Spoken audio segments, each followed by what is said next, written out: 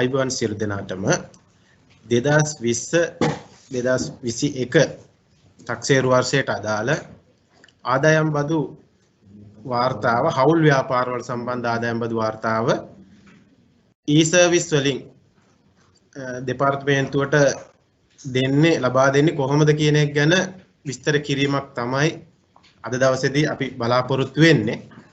එතකොට අපි e-service වල වාර්තාව ලබා දීම ගැන කතා කරන්න කලින් මේ ආදායම් බදු වාර්තාව හවුල් ව්‍යාපාරවල ආදායම් බදු වාර්තාව කොහොමද සකස් වෙලා තියෙන්නේ කියන එක ගැන පොඩි අදහසක් හැඳින්වීමක් කරන්න. එතකොට මුලින්ම 2018-19 ඉඳලා අලුත් අපේ බදු පනතත් එක්ක හවුල් ව්‍යාපාරවල මුලින්ම ආවේ හවුල් ව්‍යාපාරවල ඒ හවුල් කරුවන්ගේ යටතේ බදු කරන්න. නමුත් අලුත් ඇමෙන්ඩ්මන්ට් එකත් එක්ක 2019-20 අවුරුද්දේ ඒ කියන්නේ 2020 ජනවාරි ඉඳලා හවුල් ව්‍යාපාරත් ආදායම් බදු වලට යටත් කරා. නව සංශෝධනයත් එක්ක. එතකොට මුලින්ම සම්පූර්ණ taxeru වර්ෂයේම හවුල් ව්‍යාපාර වාර්තාව ආදායම් බදු වලට යටත් වෙන්නේ 2021 වර්ෂයේදී සම්පූර්ණ අවුරුද්දම යටත් වෙනවා. එතකොට ඒ අනුව මේ ආදායම් බදු වාර්තාව පුරවා දීම අනිවාර්ය වෙනවා සෑම හවුල් ව්‍යාපාරයක්. එතකොට මේ හවුල් ව්‍යාපාර වාර්තාවේදී කොටස් කීපයකින් සමන්විත වෙනවා. පළවෙනි කොටස තියෙන්නේ ආදායම් බද්ධ සම්බන්ධ හවුල් ව්‍යාපාරයේ බද්ධ ගණනය කිරීම සම්බන්ධව කොටස. දෙවෙනි කොටස සමන්විත වෙන්නේ මේ ආදායම් වාර්තාව කවුරුන් විසින්ද ලබා දෙන්නේ කියන එක. ඒ ප්‍රකාශය සඳහන් කොටස. එතකොට මේට අමතරව සාමාන්‍යයෙන් ආදායම් වාර්තාවක් ලබා දෙනකොට සාමාන්‍ය ආදායම් වාර්තාව මේ taxeru වර්ෂයේ ආදායම් වාර්තාව 2021 නොවැම්බර් 30 වෙනකොට ලබා දිය යුතුයි. ඒක තමයි වාර්තාවේ ඩියු ඩේට්. ඒතකොට කොමසාරිස් ජෙනරාල් වරයා විසින් ලබා දුන්න ආකෘතියෙන් නොවැම්බර් 30 වෙනකොට මේ වාර්තාව ලබා දීම කරන්න ඕන. ඊළඟ දේ තමයි මේ වාර්තාවේ මේ පළවෙනි පිටුව විතරක් නෙවෙයි මේ වාර්තාවට සම්බන්ධ උපලේඛන තියෙනවා. එතකොට මේ උපලේඛනත් ලබා දීම සිදු කළ යුතුයි. මම ඔයාලට මේ දැන ගැනීම සඳහා මේ උපලේඛන වලත් කොටසක් පෙන්වන්න. එතකොට මේ තියෙන හවුල් ව්‍යාපාර ආදායම් බදු වාර්තාව සඳහා උපලේඛන. මේ අපි සාමාන්‍යයෙන් මුද්‍රණය කරලා එවන වාර්තාව. එතකොට e-service වලට යනකොටත් මේ හා සමානම වාර්තාවක් තමයි එන්නේ. ඒකේ අර මේ ඩිසයින්ස් වල තමයි නිර්මාණයේ තමයි පොඩි වෙනසක් තියෙන්නේ. ඒ කොටු අංක කේජ් නම්බර්ස් ඊට පස්සේ විස්තර ඒ සියල්ලම සමානයි. අනිත් දේ තමයි මේ මුද්‍රණය කරන වාර්තාවේ සිංහල වලින් තිබුණාට අපි e-service වලදී සියලු දෙනාටම ඉංග්‍රීසි වලින් තමයි හදලා තියෙන්නේ. එතකොට ඒ ඉංග්‍රීසි වාර්තාව තමයි හැමෝටම. හැබැයි ඒක ගැටලුවක් වෙන්නේ නැහැ. මොකද හැම ඒ වාර්තාවේ පිළිවෙලටම තමයි අපි e-service වලත් හදලා තියෙන සහ ඒ මේ කේජ් වලට දීලා තියෙන අංක ඒ විදිහටම තියෙනවා. එතකොට ඒක පාවිච්චි කරන්න පුළුවන්. ඊළඟ දේ තමයි මේ හවුල් ව්‍යාපාරයක් බද්ධ ගණනය කරනකොට සාමාන්‍යයෙන් පළමු රුපියල් ලක්ෂ 10 නැත්නම් මිලියනයට බදු අනුපාතය වෙන්නේ 0. ඒකේ නිදහස් කිරීමක් නෙවෙයි කියන්නේ මේක බද්දට යටත් වෙන නමුත් බදු අනුපාතය 0. ඒතකොට බද්දක් ඒකට හැබැයි ඊට පස්සේ ඉතිරි කොටසට 100%ක බද්දක් ගන්න.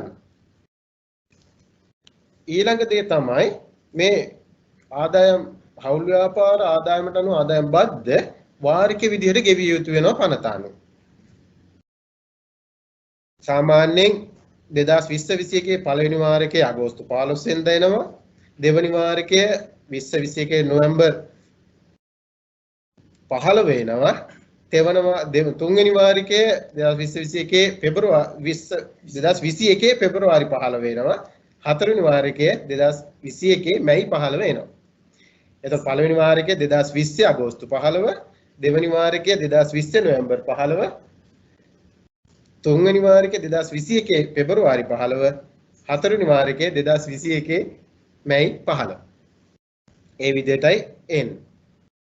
ඒ වගේම දැන් මේ වාර්තාව පුරවනකොට Tamanට පුරවන්න යම්කිසි තොරතුරක් නැත්නම් ඒ කොටුව මේ මුද්‍රණය කළ එන වාර්තාව පුරවනවා නම් අනිවාර්යයෙන්ම ඉරක් ගහලා හෝ ඒක නැත කියලා ලියන්න ඕනේ. ඊ-සර්විස් වලදී බිඳුව දානවා නම් වඩා හොඳයි. එතකොට මේ උපලේඛන ගත්තත් හවුල් ව්‍යාපාර වාර්තාව සම්බන්ධ උපලේඛන ගත්තොත් උපලේඛන එක තියෙන්නේ හවුල්කරුවන්ගේ ලාභ කොටස් පිළිබඳ විස්තර තියෙනවා.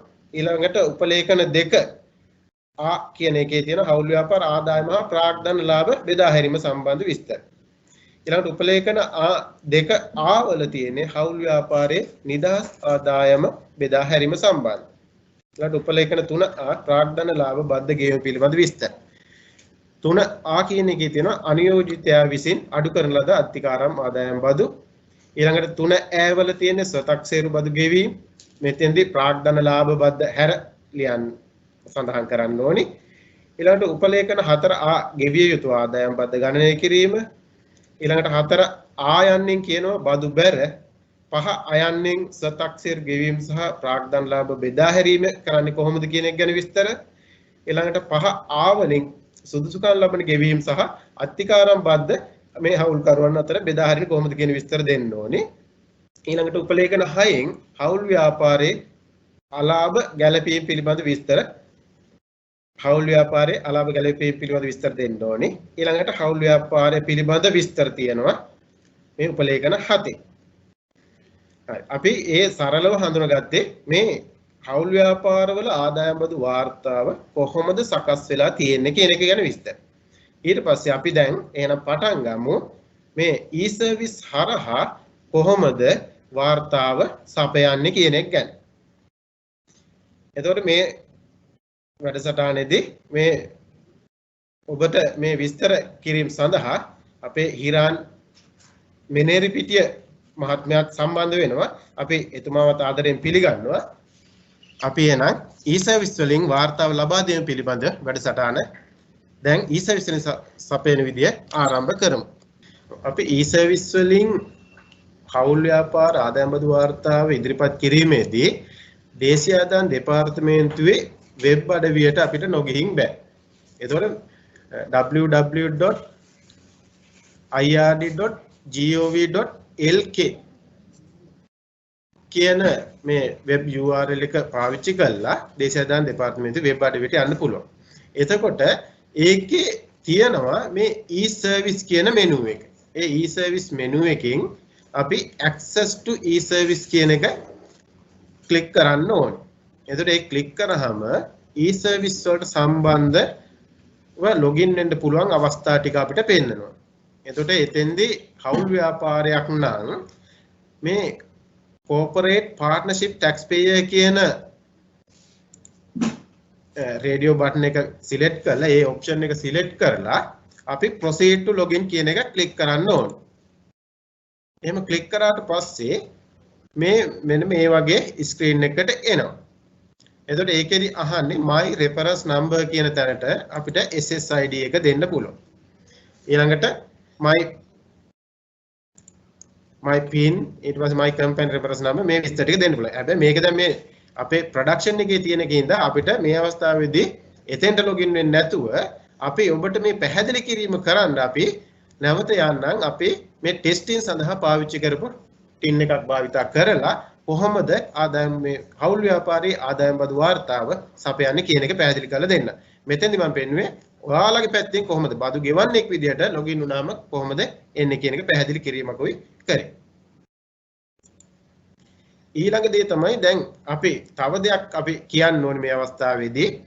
දැන් ඔයාලා බදු ගෙවන්නන් විදිහට අපි මුද්‍රණය කරලා දෙපාර්තමේන්තුව මුද්‍රණය කළා එවන වාර්තාව ලැබෙනකම් බලා ඉන්න එපා. මොකද දැන් e-service වලින් මේ හවුල් ව්‍යාපාර ආදායම් වාර්තාව සැපීමේ හැකියාව අපි දීලා තියෙන හින්දා අපි කියන්නේ සියලු දෙනාටම මේ e-service එක භාවිතා කරන්න. එතකොට මේ භාවිතා කිරීමේදී අපි ඔයාලට අවශ්‍ය වෙනවා මේ වෙබ්සයිට් login වීම සඳහා pin එකක් ගන්න ඕනේ. එතකොට මේ pin එක ගන්න මේ access to e-service කියන එක යටතේ ගියාට පස්සේ මෙන්න මෙතන තියෙනවා මෙන්න මේ වගුවක් වගේ තැන තියෙනවා click on pin request කියලා.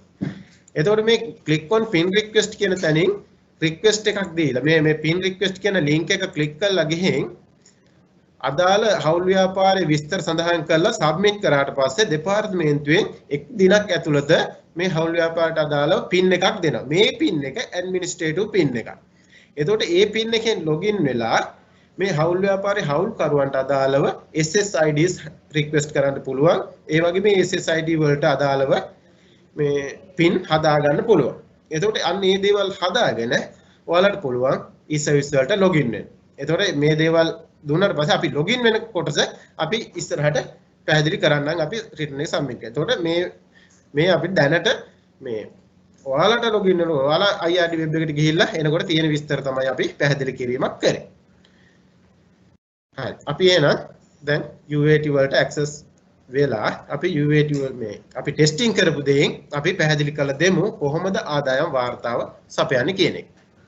එතකොට මේ අපි මේ ටෙස්ටිං සඳහා පාවිච්චි කරපු අවස්ථාව. එතකොට මේකෙදිත් අපි අර විදිහටම ඔප්ෂන් එකක් තියෙනවා. අපි කම්පැනි සහ බිස්නස් ටැක්ස් මැටර්ස් කියන එක දැන් අපි තෝරගෙන මේක අපි ලොගින් දෙනවා. හැබැයි මෙන්න මෙතන ඉඳලා මේ ප්‍රොඩක්ෂන් එකේ තියෙන එක දැන්ට අපි දීලා තියෙන අවස්ථාව ටැක්ස් බදු ගෙවනට දීලා තියෙන අවස්ථාවයි අපි පාවිච්චි කරන අවස්ථාවයි දෙකම එක වගේ. එතකොට මේකෙදී අපි ඉස්සෙල්ලාම අහනවා SSID එක මොකක්ද කියලා. එතකොට අපි දෙපාර්තමේන්තුව නිකුත් කරපු SSID එක අරගෙන අපි my tax reference number කියන තැන අපි SSID එක ලබා දෙනවා. ඊළඟට my IRD pin. එතකොට මෙතෙන්ට දෙන්න ඕනි IRD එකේ pin එක මේ SSID එකට අදාළව හදාගත්ත pin එක. එතකොට අපි ඒ pin එකක් දෙනවා. ඊළඟට my company reference tax reference number කියන්නේ partnership හවුල් ව්‍යාපාරයට අදාළ බදු ගෙවන්න හඳුනා ගැනීම අංකය. නැත්නම් හවුල් ව්‍යාපාරයේ TIN අංකය.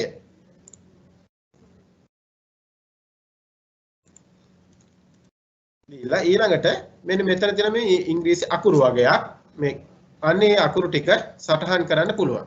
එතකොට ඒක සිම්පල්ද කැපිටල්ද කියලා ප්‍රශ්නයක් නැහැ. සටහන් කරන්න පුළුවන්. යම් කිසි කෙනෙකුට මෙතන තියෙන අකුරු පැහැදිලි නැත්නම් මේ රිෆ්‍රෙෂ් කියන ලින්ක් එක ක්ලික් කරලා අලුත් අකුරු සංඛ්‍යාවක් ගන්නත් පුළුවන්. ඉතින් මේ විස්තර ටික අපි ලබා දීලා අපි මේ login කියන එක ක්ලික් කරනවා. login කියන බටන් එක ක්ලික් කරාට පස්සේ මේ විදිහට IRD ගේ e-service dashboard එකට එනවා.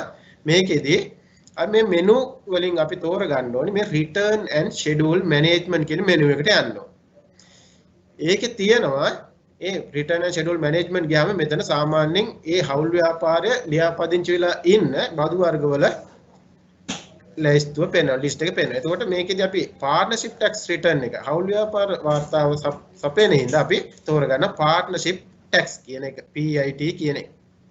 එතකොට අපි ඒක උඩ ක්ලික් කරනවා. ක්ලික් කරාට පස්සේ දැන් මෙතෙන්ට ගියොත් හවුල් ව්‍යාපාර බද්ද කිසිම දෙයක් සිදු කළා නැත්නම් සාමාන්‍යයෙන් වාර්තාව පෙන්නන්නේ මෙන්න මේ ස්ටේටස් නිව් කියලා. මේ දැන් 19 20 රිටර්න් එකයි 20 21 රිටර්න් එකයි දෙකම පෙන්නනවා. එතකොට මේ 19 20 රිටර්න් එකට ගත්තොත් එimhe නිව් කියලා තියෙනවා. ඒ කියන්නේ කිසිම දෙයක් අපි නෑ අලුතෙන්ම රිටර්න් එක ඉෂුව වෙච්ච එක. අපි යම් කිසි තොරතුරක් මේ වගේ ඇතුළත් කරලා ඩ්‍රාෆ්ට් එකක් විතර සේව් කරොත් මේ ස්ටේටස් වල පෙන්නනවා සේව් ඩ්‍රාෆ්ට් කියලා.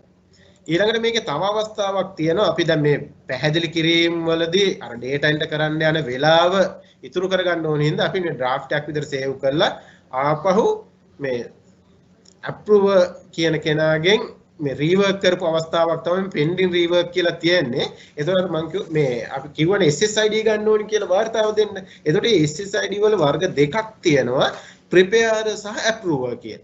එතකොට preparer කියන කෙනාට කරන්න පුළුවන් මේ වාර්තාවේ තියෙන තොරතුරු ටික පුරවලා submit කරන approval වලට submit කරන්න. ඒ කියන්නේ තමන්ගේ හවුල් ව්‍යාපාරයේම ඉන්න ඉහළ නිලධාරියෙකු වගකීතු නිලධාරියෙකුට මේ රිටර්න් සාමාන්‍යයෙන් දැන් පනතේ අනුව නම් ප්‍රමුඛ හවුල්කරු හෝ අනිත් හවුල්කරුවෙකුට ඒ කෙනෙක් තමයි අනිවාර්යයෙන්ම වාර්තාව ලබා දිය යුතු. එතකොට සමහරට accountant කෙනෙකුට account clerk කෙනෙකුට නැත්නම් වෙන කවුරු හරි supporting staff එකේ ඉන්න කෙනෙකුට පුළුවන් preparer වගේ SSID එක අරගෙන එයාට පුළුවන් මේ රිටර්න් එකේ අදාළ තොරතුරු ඇතුළත් කරලා දෙන්න. ඒකල එයා submit for approval කරනවා. ඒක කරාට පස්සේ අර approve විදිහට ඉන්න ප්‍රමුඛ හවුල්කරුවෝ අනිත් හවුල්කරුට පුළුවන් ඒ රිටර්න් එකේ තියෙන විස්තර ටික බලලා ඉවරලා දෙපාර්තමේන්තුව සබ්මිට් කරන්න. එතකොට මේ approval සබ්මිට් කරාට පස්සේ තමයි වාර්තාව දෙපාර්තමේන්තුවට ලැබෙන්නේ. එතකන් ඒක ඩ්‍රාෆ්ට් එකක් විතර සේව් වෙලා තමයි තියෙන්නේ.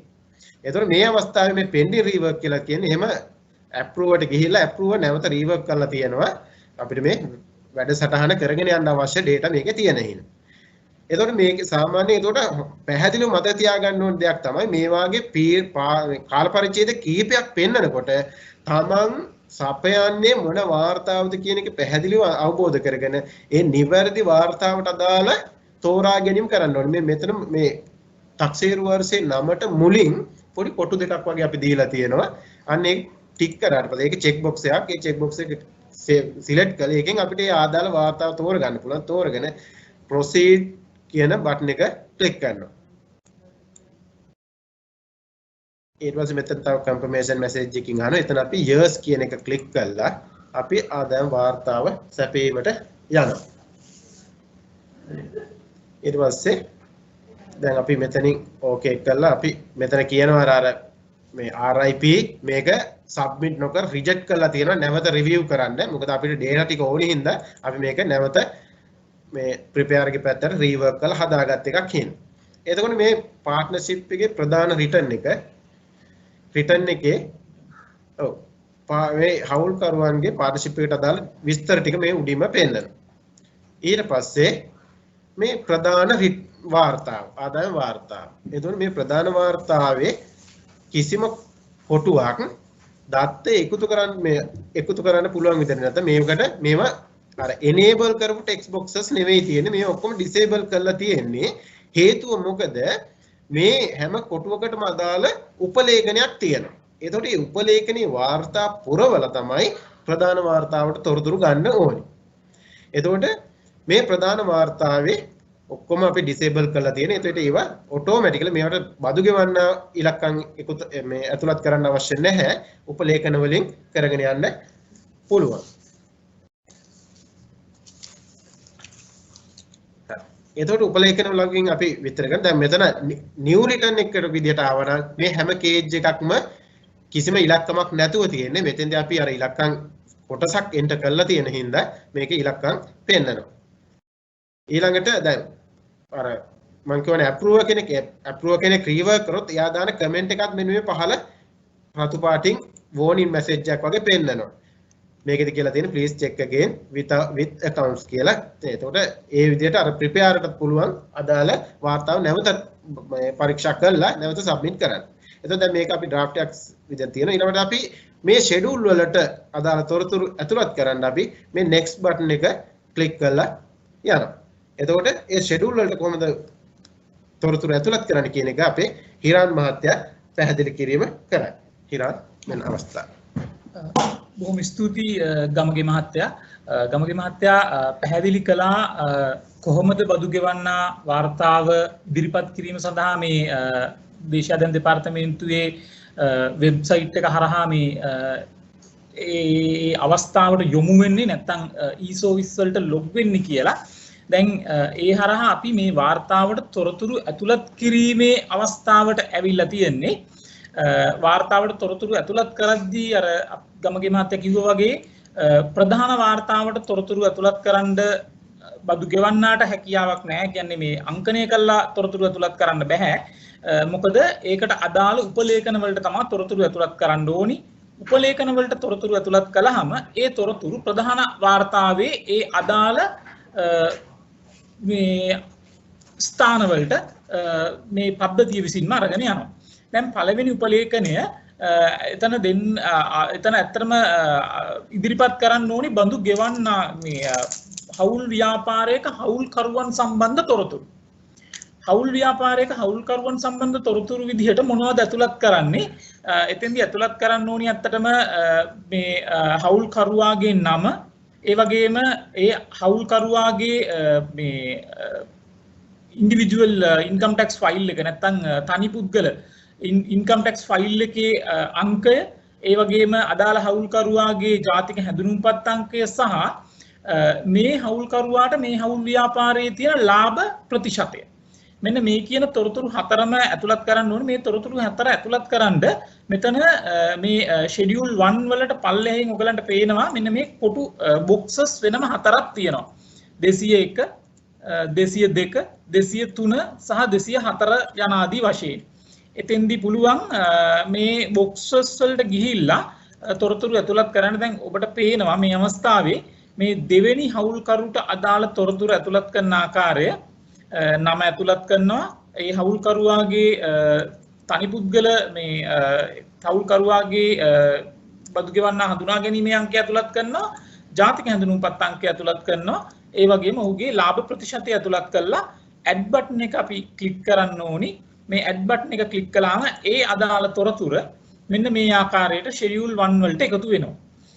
මෙතෙන්දී මතක තියාගන්න ඕනේ මේ හවුල්කරුවන් ඇතුළත් කිරීමේදී ඒ හවුල්කරුවන් ඇතුළත් කරන අනුපිළිවෙල. දැන් 1 සහ 2 මේ අනුපිළිවෙල මේ හවුල්කරුවන් සම්බන්ධ තොරතුරු මේ වාර්තාවේ මින් ඉදිරියට ප්‍රධාන වශයෙන් මේ schedule 2 වල ඊ වගේම ඊළඟට schedule 5 වල මේ හවුල්කරුවන්ට අදාළ තොරතුරු ඉදිරිපත් කරනවා.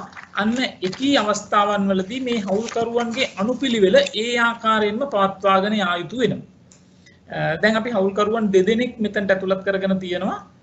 මම හිතන්නේ අපිට ඕනනම් මෙතෙන්දී මේ ඇතුළත් කරගත්ත හවුල්කරුවෙකුට අදාළ යම් තොරතුරක් නැවත නිවැරදි කරන්න අවශ්‍ය නම් අපිට මෙන්න මේ දැන් පෙන්නන මේ එයාගේ සීක්වෙන්ස් අංකය මත ක්ලික් කළාම ඒ තොරතුර ආපහු අර බොක්ස් වලට යනවා. එතෙන්දී අපිට මේකේ වෙනසක් කිරීමට අවශ්‍ය නම් වෙනසක් කළා අප්ඩේට් බටන් එක හරහා නැවතත් ඒ වෙනස මේ schedule 1 නැත්තම් ඒ උපලේඛන එකට ඇතුළත් කරගන්න පුළුවන්.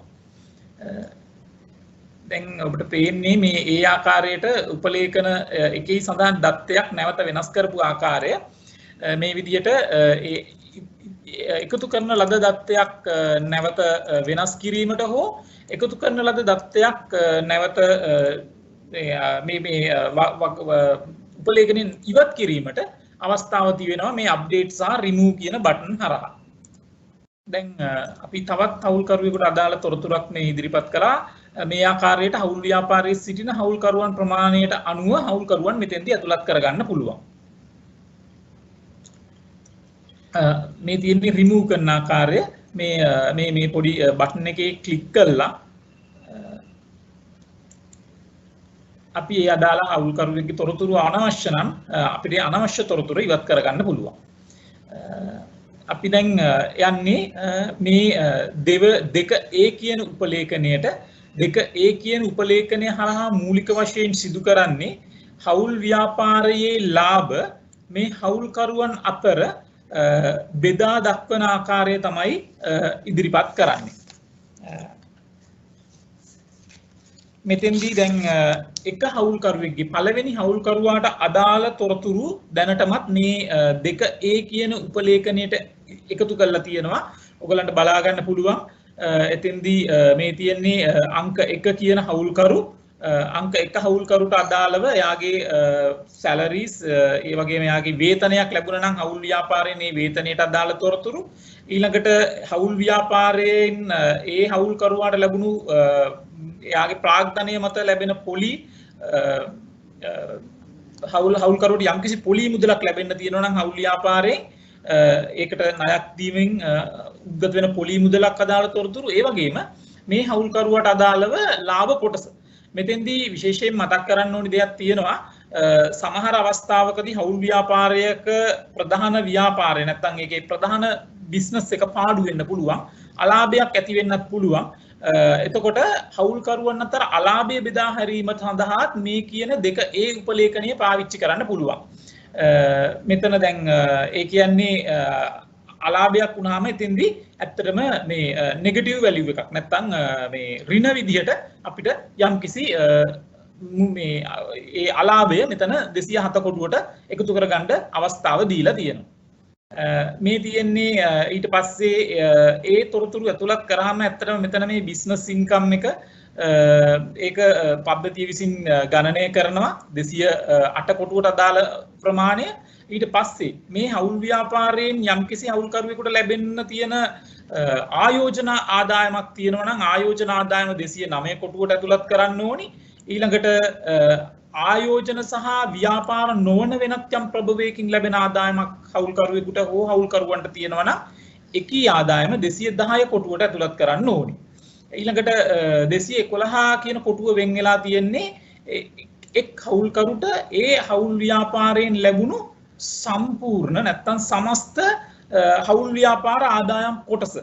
ඒක මේ අපිට ඉස්සරහදී බලා ගන්න පුළුවන් මේක දත්තය ඇතුළත් කරන්න ඕනේ මේක මේ පද්ධතිය විසින් කැල්කියුලේට් කරගන්නවා ගණනය කරගන්නවා. ඊළඟට 212ට අපි එකතු කරන්නේ යම්කිසි හවුල් ව්‍යාපාරයකින් හවුල් ව්‍යාපාරයකට තිබෙන ප්‍රාග්ධන ලාභයක් හවුල්කරුවන් අතර බෙදා හරින්නේ කොහොමද කියන එක. මේක තමයි මූලික වශයෙන් මේ 2A කියන උපලේඛනයේට ඇතුළත් කළ යුතු තොරතුරු වන්නේ. අපි බලමු දැන් කොහොමද ඒ තොරතුරු ඇතුළත් කරන්නේ කියලා. ඒ තොරතුරු ඇතුළත් කරන්න මේ 2A උපලේඛනයට පහලින් නැවතත් තියෙනවා මේ වගේ 205 ඉඳලා 212 දක්වා වූ බොක්සස්. මෙන්න මේ බොක්සස් වලට තමයි අදාළ තොරතුරු ඇතුළත් කරන්න ඕනේ. දැන් අපි දෙවෙනි හවුල්කරුට අදාළ තොරතුරු අපි ඇතුළත් කරන්න යන්නේ.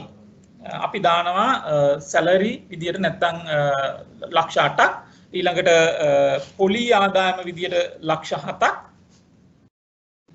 ඊළඟට මේ හවුල්කරුට හවුල් ව්‍යාපාරයෙන් ලැබුණු ලාභ කොටස මිලියන 12ක්.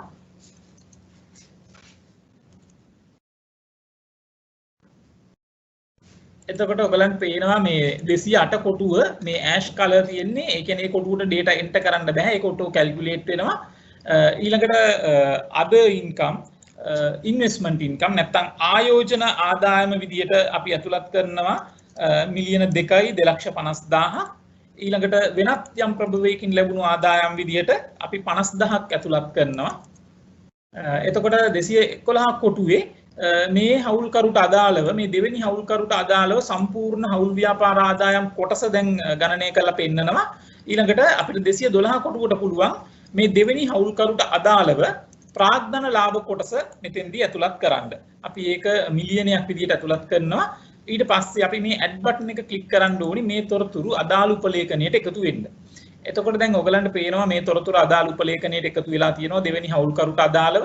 ඒ වගේම ඊට පහලින් මේ අවසානයේ සමස්ත හවුල් ව්‍යාපාරයට අදාළව සමස්ත ලාභ කොටස, හවුල් ව්‍යාපාරයට අදාළව සමස්ත ප්‍රාග්ධන ලාභ කොටස, හවුල් ව්‍යාපාර ලාභ කොටස, ඒ සියල්ල මෙතෙන්දී මේ රැමිස් පද්ධතිය විසින් කැල්කියුලේට් කරනවා.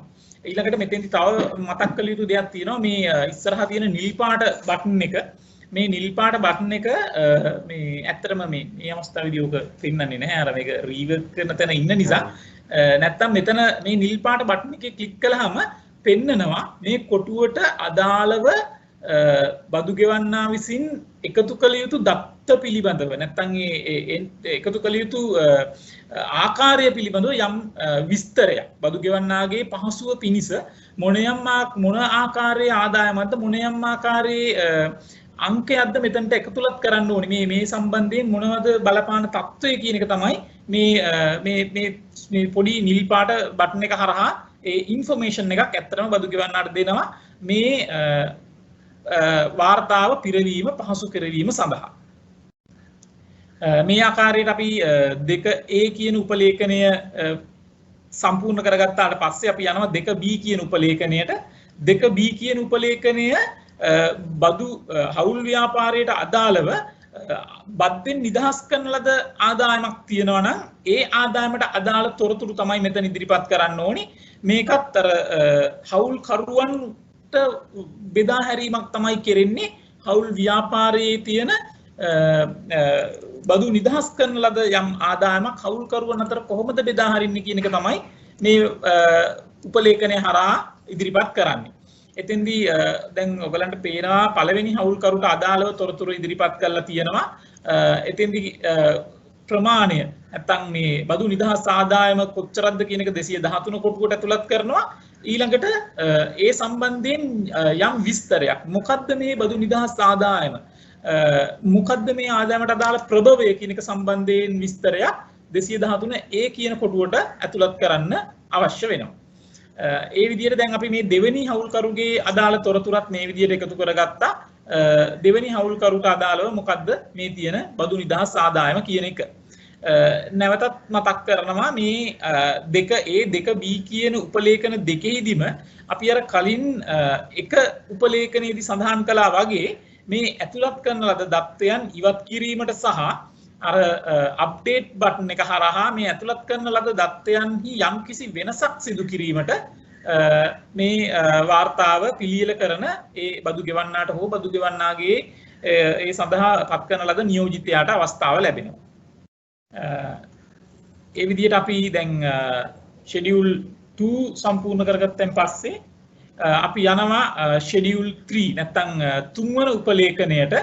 තුන්වන උපලේඛනයට අදාළව අපි ඉදිරිපත් කරන්නේ මේ හවුල් ව්‍යාපාරය විසින් බදු ගෙවීමට අදාළව තියෙන තොරතුරු. එතෙන්දී හවුල් ව්‍යාපාරයට අදාළව ගෙවන ලද මේ ප්‍රාග්ධන ලාභ බදු කොටස සම්බන්ධයෙන් තොරතුරු තමයි 3A කියන උපලේඛනයට ඉදිරිපත් කරන්නේ. එතෙන්දී මතක තියාගන්න ඕනි මෙන්න මේ අවස්ථාවට එනකොට අර පළවෙනි උපලේඛනයේ අපි ඉදිරිපත් කරපු බදු ගෙවන්නන්ගේ පිළිවෙල අදාළ වෙන්නේ නැහැ. මොකද ඇත්තට මෙතෙන්දී බදු ගෙවන්නන් හවුල්කරුවන්ගේ පිළිවෙල අදාළ වෙන්නේ නැහැ. මොකද ඇත්තට මෙතෙන්දී හවුල්කරුවන් වශයෙන් නෙමෙයි මේ ගෙවීම කරන්නේ හවුල් ව්‍යාපාරයේ වශයෙන් කරපු ගෙවීමක්. ඒ නිසා මෙතෙන්දී අර හවුල්කරුවන්ගේ අනුපිළිවෙල අදාළ නොවි මේ දත්ත ඇතුළත් කරන්න පුළුවන්. ඒක අදාළ වෙන්නේ නැහැ. ඒ හවුල්කරුවන්ගේ අනුපිළිවෙල මේ 3A කියන උපලේඛනයේ දත්ත ඇතුළත් කරන්න. මොනවද අවශ්‍ය වෙන දත්ත? එතෙන්දී ඇතුළත් කරන්න ඕනි ප්‍රාග්ධන ලාභයේ උද්ගත වූ දිනය මුලින්ම 214 වෙනි කොටුවට.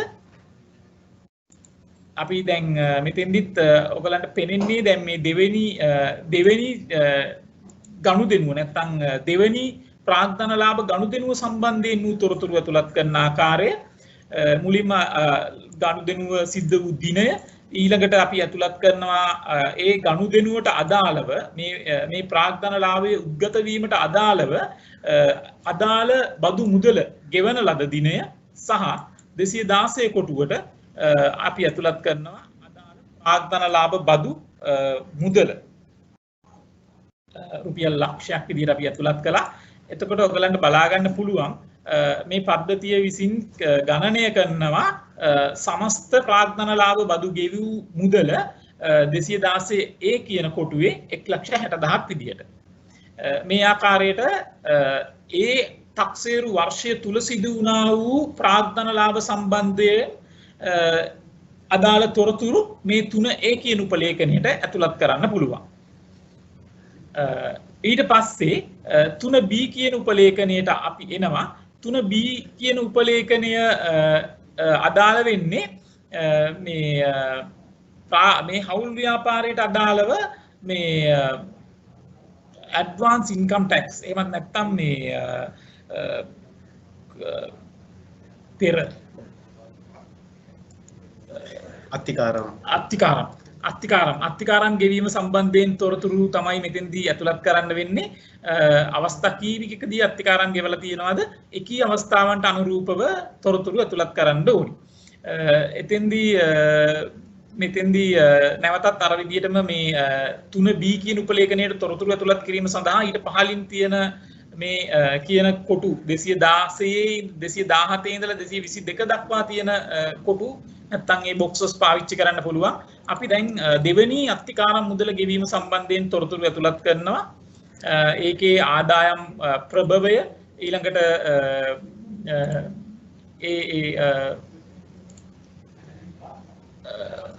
ඊළඟට එතනදී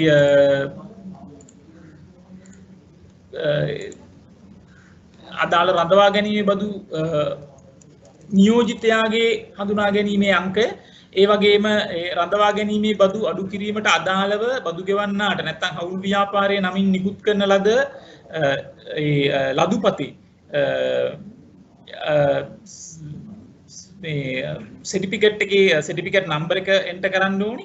ඊළඟට මේ ගෙවීම සිදු කරපු දවස, ඊළඟට ලැබුණු සම ආදායම, ඒ කියන්නේ ඒ ගනුදෙනුවට අදාළව ලැබුණු මුදල සහ ඒ ගනුදෙනුවට අදාළව රඳවා ගැනීමු ලද මුදල යන තොරතුරු මෙතෙන්දී ඇතුළත් කරන්න ඕනි. ඒ විදිහට මේක ඒ විදිහට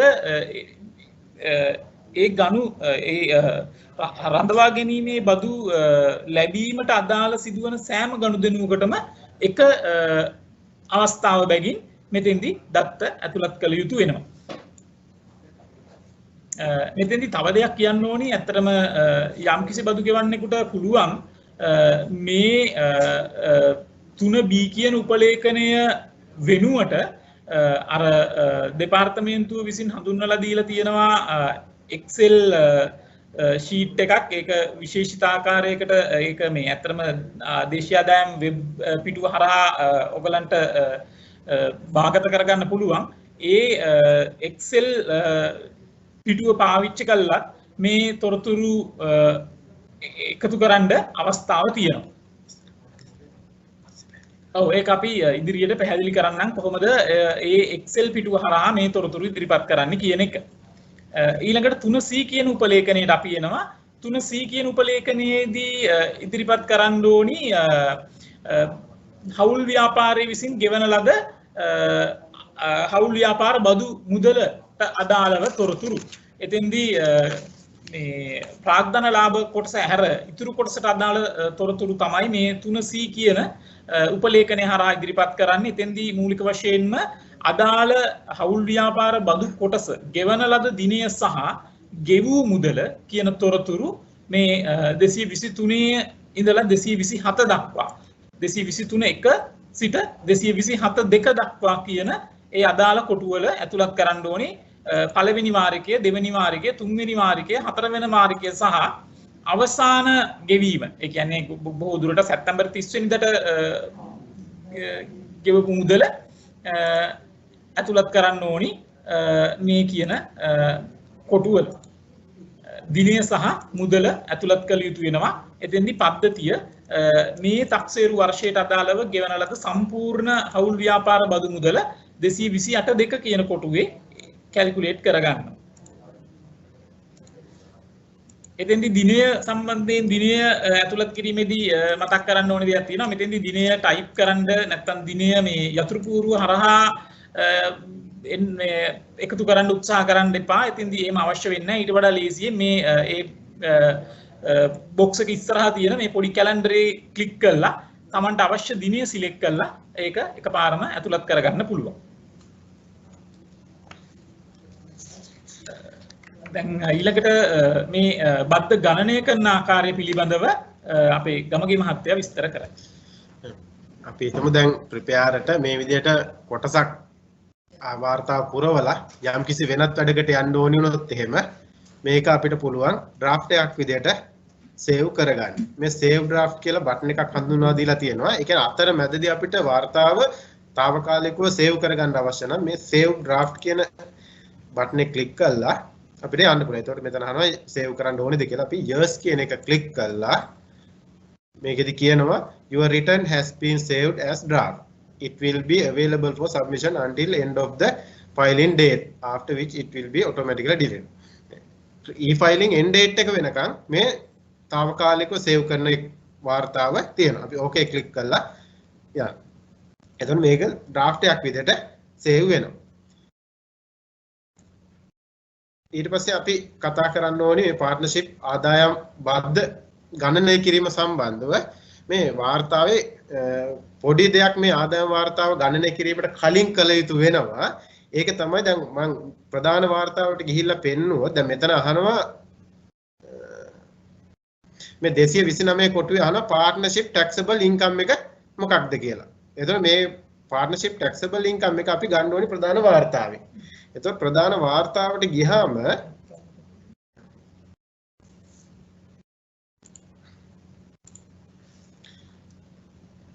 ප්‍රධාන වාර්තාවේ මේ 70 කොටුවට තමයි taxable income එක එන්නේ. නමුත් මේ taxable income එක හැදෙන්න කලින් මේ qualifying payment කියන කොටස තමන්ගේ හවුල් ව්‍යාපාරයට අදාළ qualifying payment එකක් තියෙනවා නම් මේ schedule 5B කියන එකට අදාළ තොරතුරු ටික ඇතුළත් කරන්න. මොකද assessable income එකෙන් මේකේ 50 තියෙන වටිනාකමින් මේ qualifying payment අඩු කරලා තමයි taxable income එක හැදෙන්නේ. එතකොට අර බදු ගණනය කරන්නේ schedule 4A වල උනාට මේ පහේ තොරතුරුත් අපි අතුලත් කරලා පැමිණීම තමයි කෙරෙන්න ඕනේ. එතකොට අපිට නිවැරදි බද්ද ගණනය කරන්න පුළුවන්.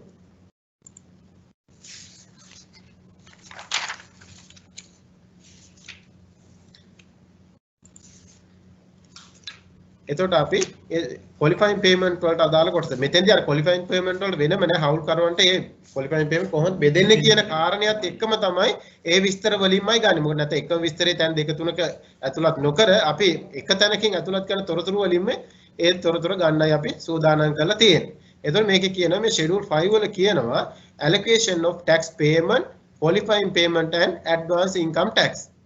ඒ කියන්නේ අර මේ බදු ගෙවීම කොහොමද බෙදෙන්නේ මේ ඊට පස්සේ සුදුසුකම් ලබන ගෙවීම කොහොමද මේ හවුල් කරුවන්ට බෙදෙන්නේ ඊට පස්සේ අර මේ ඇඩ්වාන්ස් ඉන්කම් ටැක්ස් කියන එක කොහොමද හවුල් කරන්න බෙදෙන්නේ එතකොට අර අනිවාර්යයෙන් මේකෙදි නම් අර උඩ අර ෂෙඩියුල් 1 එකේ තිබ්බ අනුපිළිවෙල අනිවාර්යයෙන්ම හවුල් කරුවන්ගේ අනුපිළිවෙල පවත්වාගෙන යන්න අවශ්‍ය වෙනවා එතකොට මේකෙදි අපි පළවෙනි record එක අපි අතුලත් කරන allocation of tax payments සහ capital gain කියන එක ඊළඟට අපි දෙවෙනි හවුල්කරුගේ විස්තර අපිට අතුලත් කරන්න පුළුවන් මේ 239 කියන කොටුවට අපිට අතුලත් කරන්න පුළුවන් self assessment කොච්චර ගෙවලා තියෙනවද කියන එක. අපි හිතමු මේ හවුල්කරුට අදාළව ලක්ෂ 7ක් ගෙවලා තියෙනවා. ඊට පස්සේ capital gain tax එක මෙයා ගෙවලා තියෙනවා 60000. එතකොට මේ විදිහට අපිට මේ දෙන text box වල අදාළ තොරතුරු ඇතුළත් කළා අපි add button එක click කරගත්තට පස්සේ ඒ මේ උඩ තියෙන වගුවට ඒවා ඇතුළත් වෙනවා ඊළඟට qualifying payment කොටස එන්නේ මේ schedule 5B කියන එකේ යටතේ advance income tax කියන එක. එතකොට මේකෙත් අපි පළවෙනි හවුල්කරුට අදාළ තොරතුරු ඇතුළත් කරලා තියෙනවා ඊට පස්සේ දෙවෙනි හවුල්කරුට අදාළ qualifying payment එකක් තියෙනවනේ මේ qualifying payment 241 කොටුවට අපිට ඒ payment amount එක ඇතුළත් කරන්න පුළුවන්. මේ හවුල්කර අපි හිතමු 1,50,000ක් ගෙවලා තියෙනවා. ඊට පස්සේ ඇඩ්වාන්ස් ඉන්කම් ටැක්ස් එකක් ගෙවපු එක්කුත් තියෙනවා මෙයා රුපියල් 80000ක්. එතකොට ඒ අදාළ තොරතුරු අපි ඇතුළත් කරා ඇඩ් කියන බටන් එක ක්ලික් කරනවා. එතකොට දැන් ඔන්න අපි අර taxable income එක හදාගන්න අවශ්‍ය තොරතුරු ඇතුළත් කරලා තියෙන්නේ. දැන් අපිට පුළුවන් මේ ප්‍රධාන වාර්තාවට ගිහිල්ලා අපිට save draft කරගෙන අපිට යන්න පුළුවන් ප්‍රධාන වාර්තාවට. back click කරලා අපි යනවා ප්‍රධාන වාර්තාව. ප්‍රධාන වාර්තාවට ගියොත් දැන් අපි අර qualifying payment විදියට schedule 5B වලට ඇතුළත් කරපු තොරතුරු මෙතෙන්ට අරගෙන තියෙනවා. මුලින් තිබ්බ ගානේ තිබ්බේ පළවෙනි හවුල්කරුගේ කොටස විතරයි. දැන් අපි හවුල්කරුවන් දෙන්න මේ සුදුසුකම් ලබන ගෙවීම් ඇතුළත් වෙලා තියෙන හින්දා දැන් ගන්න. එතකොට දැන් taxable income එක ගත්තාම මේ 70 වෙනි කොටුවේ තියෙනවා මිලියන 32යි ලක්ෂ 8ක්. එතකොට මෙතන මෙන්න මේ මිලියන 32යි ලක්ෂ 8 හැදිලා තියෙන්නේ මෙන්න මේ 40 වෙනි කොටුවේ තියෙන මිලියන 1.6ක් නැත්නම් ලක්ෂ 16ක මුදලත් එක්ක. ඒක අදාළ වෙන්නේ මේ ආයෝජන වත්කම් උපලබ්ධ වීමෙන් ඇතිවෙච්ච ප්‍රතිලාභයක්. නැත්නම් මේ කැපිටල් ගේන් එකක් කියන එක තමයි තියෙන්නේ. එතකොට අපි අන්නේ ඒ කොටස ඇර තමයි මේ ෂෙඩියුල් එකේ 4A වලට ගන්නකොට 229 කොටුවට ගන්න ඕනි.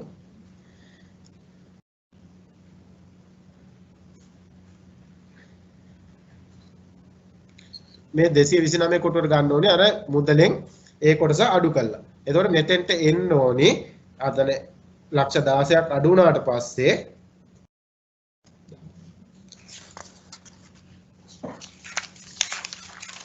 ලක්ෂ 31යි ලක්ෂ මිලියන 31යි ලක්ෂ 2ක් වෙනවා.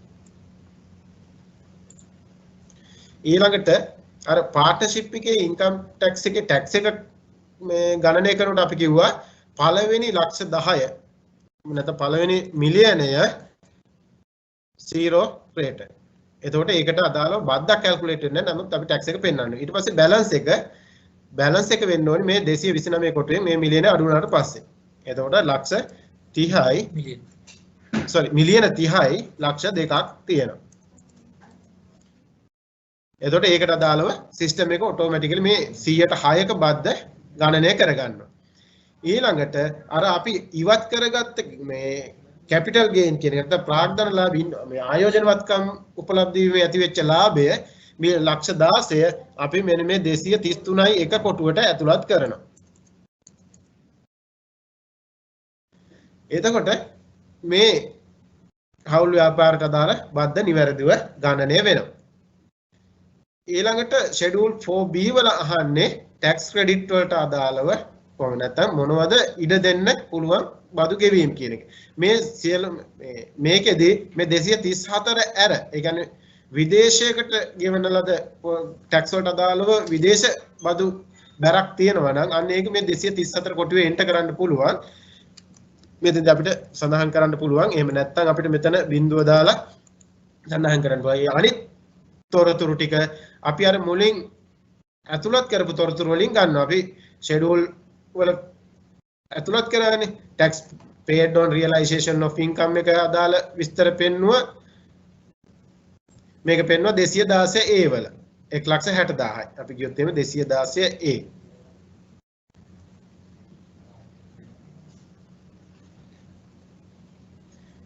මෙතෙන් 216 A කියන මෙන්න මෙතන තියෙනවා 1,60,000ක් ගෙවලා තියෙනවා. එතකොට ඒ තොරතුර ඒ detail of capital gain කියන එක. නැත්නම් අර ප්‍රාග්ධන ලාභ වලට ගෙවපු බද්ද ගැන විස්තරය. එතකොට ඒ වගේ ඒ අදාළ ෂෙඩියුල් වලින් මෙතන තොරතුරු නිවැරදිව පුරව ගන්නවා.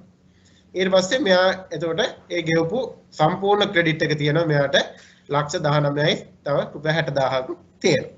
එතකොට ඒ තොරතුරු තමයි මෙතෙන්දි ගන්න. ඊළඟට අපි මේ ෂෙඩියුල් 5ට අදාළ තොරතුරු අපි පුරවල ඉවර කරා. ඊළඟට අපිට තියෙන්නේ මේ හවුල් ව්‍යාපාරයේ ලොස් සම්බන්ධයෙන් මොනවා හරි අලාභයක් වුණා නම් ඒ අලාභයට අදාළ තොරතුරු ඇතුළත් කිරීම සඳහා තමයි මේ ෂෙඩියුල් 6 කියන එක තියෙන්නේ. එතකොට ෂෙඩියුල් 6 එකේදී මේ අලාභ කොටස් 3කට වෙන් කරලා තියෙනවා. මොකද මේ හවුල් ව්‍යාපාරයේදී ඒ මොනවා හරි අලාභයක් ඒ අවුරුද්ද තියෙනවා නම් ඒ අවුරුද්ද මේක මේ ඉල්ලා සිටින්න ඕන නැත්නම් ක්ලේම් කරන්න ඕනි. ඒවා ඉදිරියට ගෙන යෑමක් කරන්න බෑ. එතකොට මොනවා හරි බිස්නස් එකකින් දැන් මේ ව්‍යාපාරයට අදාළ අපි හිතමු බිස්නස් එකෙන් මොනවා හරි ලොස් එකක් තිබ්බා කියලා. එතකොට අපිට මේ බිස්නස් ලොස් එක මෙතෙන්දි ඇතුළත් කරන්න පුළුවන්. අපි හිතමු අපිට 1 මිලියන් වගේ බිස්නස් ලොස් එකක් තිබ්බා. 1 මිලියන් බිස්නස් ලොස් එකක් තියෙනවා. එතකොට ඊට පස්සේ ඉන්වෙස්ට්මන්ට් ලොස් එකක් තියෙනවා ලක්ෂ 2ක. ඊට පස්සේ 3,40,000ක XM ලොස් එකක් තියෙනවා. එතකොට මේ විදිහට ලොස් එක තියෙනවා වගේම තමයි මේ ලොස් එක අඩු කරන්න පුළුවන් ක්‍රමවේදයකුත් බදු පනතේ තියෙනවා.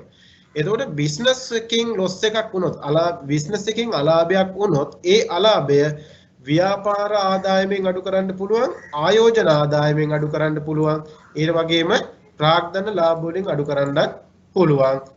XM ආදායමෙන් නැත්නම් නිදහස් ආදායමෙන් අඩු කරන්නත් පුළුවන්.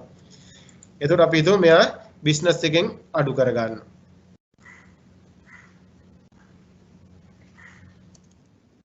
එතකොට අපිට මේ ටෙක්ස්ට් බොක්ස් වල ටයිප් කරන්න පුළුවන්. ආයෝජන ආදායමෙන් අඩු කරගන්න.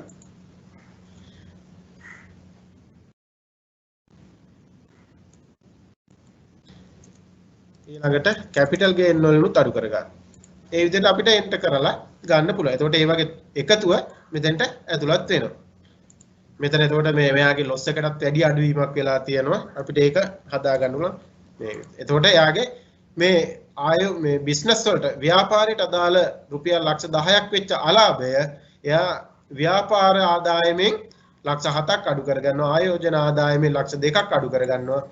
මේ ප්‍රාග්ධන ලාභයෙන් ලක්ෂයක් අඩු කරගන්න. එතකොට ඒ විදිහට අඩු කරලා හදා ගන්න පුළුවන්. එතකොට ඉන්වෙස්ට්මන්ට් අලාභයක් නැත්නම් ආයෝජන අලාභයක් වුණා නම් ඒ අලාභය අඩු කරන්න පුළුවන් ආයෝජන ආදායමෙන් හෝ මේ ප්‍රාග්ධන ලාභයෙන් හෝ නිදහස් ආදායමෙන් විතරයි. ව්‍යාපාර ආදායමෙන් මේ ආයෝජන අලාභය අඩු කරන්න බෑ. ඒ වගේම නිදහස් ව්‍යාපාරයේ නිදහස් ඇක්ටිවිටි එකකින් අලාභයක් වුණා නම් ඒ අලාභය අඩු කරන්න පුළුවන් නිදහස් ආදායමකින්ම විතරයි. බදු නිදහස් ආදායමකින් විතරයි. එතකොට ඒ විදිහට තමයි මේ අලාභ වලට අදාළ 6 වෙනි මේ ෂෙඩියුල් එක උපලේඛන 6 පුරවන්න ඕනේ. හරි. ඊළඟට මේ ෂෙඩියුල් 7 වල තියෙන ඩීටේල්ස් ඔෆ් පාර්ට්නර්ෂිප්. ඒ කියන්නේ හවුල් ව්‍යාපාරයට අදාළ තොරතුරු ඇතුළත් කිරීමක් තමයි 7 වෙනි උපලේඛනයෙන් බලාපොරොත්තු වෙන්නේ. හිරන් මේක පැහැදිලි කරන්න. ඔව්. මෙතෙන්දී හත්වෙනි උපලේඛනයේදී පළවෙනි කොටස ඇත්තටම මේකේ කොටස් දෙකක් අපිට බැලුවොත් හඳුනා ගන්න පුළුවන්. මේ පළවෙනි කොටසේදී ව්‍යාපාරයේ ලාභය ගණනය කිරීමට අදාළ නැත්නම් ව්‍යාපාරයේ ලාභය සම්බන්ධයෙන් වූ තොරතුරු තමයි ඉදිරිපත් කරන්න ඕනේ. එතෙන්දී ව්‍යාපාරයේ මේ ටර්න් ඕවර් එක නැත්නම් මේ පිරිවැටුම ඊළඟට එතෙන්දී පිරිවැටුම කොටස් දෙකකට වෙන් කරලා ඉදිරිපත් කරන්න ඕනි. බද්දු සඳහා මේ යටත් පිරිවැටුම සහ බද්දෙන් නිදහස් කරන ලද පිරිවැටුම වෙන වෙන වශයෙන් ඉදිරිපත් කරන්න ඕනි. ඊට පස්සේ ඒ අනුව සම්පූර්ණ පිරිවැටුම බද්දට යටත් සහ බද්දෙන් නිදහස් පිරිවැටුමේ එකතුව 248 කොටුවට එකතු කරගන්න ඕනි. ඊළඟට ඉදිරිපත් කරන්නේ හවුල් ව්‍යාපාරයේ සම්බන්ධයෙන් වූ වියදම්. ඒකෙදී මේ පරිපාලන සහ ව්‍යාපාරික අදාළ වියදම් 249 කොටුවට එකතු කරගන්නවා. ඊළඟට මේ විකිණීම සහ බෙදා හැරීම සම්බන්ධයෙන් වූ වියදම් 250 කොටුවට එකතු කරගන්නවා. ඊළඟට ෆයිනෑන්ස් එක්ස්පෙන්සස් නැත්නම් මේ මූල්‍ය වියදම් 251 කොටුවට එකතු කරගන්නවා. ඊටත් අමතරව යම් කිසි වියදම් ඒ හවුල් ව්‍යාපාරයේ ලාභ අලාභ ගිණුමේ තියෙන වෙනත් මේ කියන ගණයට අයත් නොවන වෙනත් යම් වියදමක් 252 කොටුවට එකතු කරගන්නවා. ඊට පස්සේ ඒ හවුල් ව්‍යාපාරයේ ලාභ ගිණුමට අනුව මේ හවුල් ව්‍යාපාරයේ ශුද්ධ ලාභය ඉදිරිපත් කරන්න ඕනි 253 කියන කොටුවේ. මේ ටික තමයි පළවෙනි කොටසෙන් බලාපොරොත්තු වෙන්නේ ලාභය සම්බන්ධයෙන් වූ තොරතුරු. ඊළඟට මේ උපලේඛන 7 දෙවෙනි කොටසෙන් බලාපොරොත්තු වෙන්නේ මේ හවුල් ව්‍යාපාරයේ ඇත්තටම ගත්තොත් බැලන්ස් ෂීට් එක. බැලන්ස් ෂීට් එකේ තියෙන තොරතුරු වලින් කොටසක් තමයි මෙතෙන් ඉදිරිපත් කරන්න ඕනි. මේ ව්‍යාපාරයේ පසුගිය වර්ෂයේ සහ මේ වර්ෂයට අදාළ තොරතුරු ඉදිරිපත් කරන්න ඕනි. එහි මේ ස්ටොක් එක නැත්නම් ඒ තොගය සම්බන්ධයෙන් තොරතුරු ඊළඟට ඒ තොගය සම්බන්ධයෙන් තවදුරටත් තොරතුරු ඉදිරිපත් කරන්න ඕනි.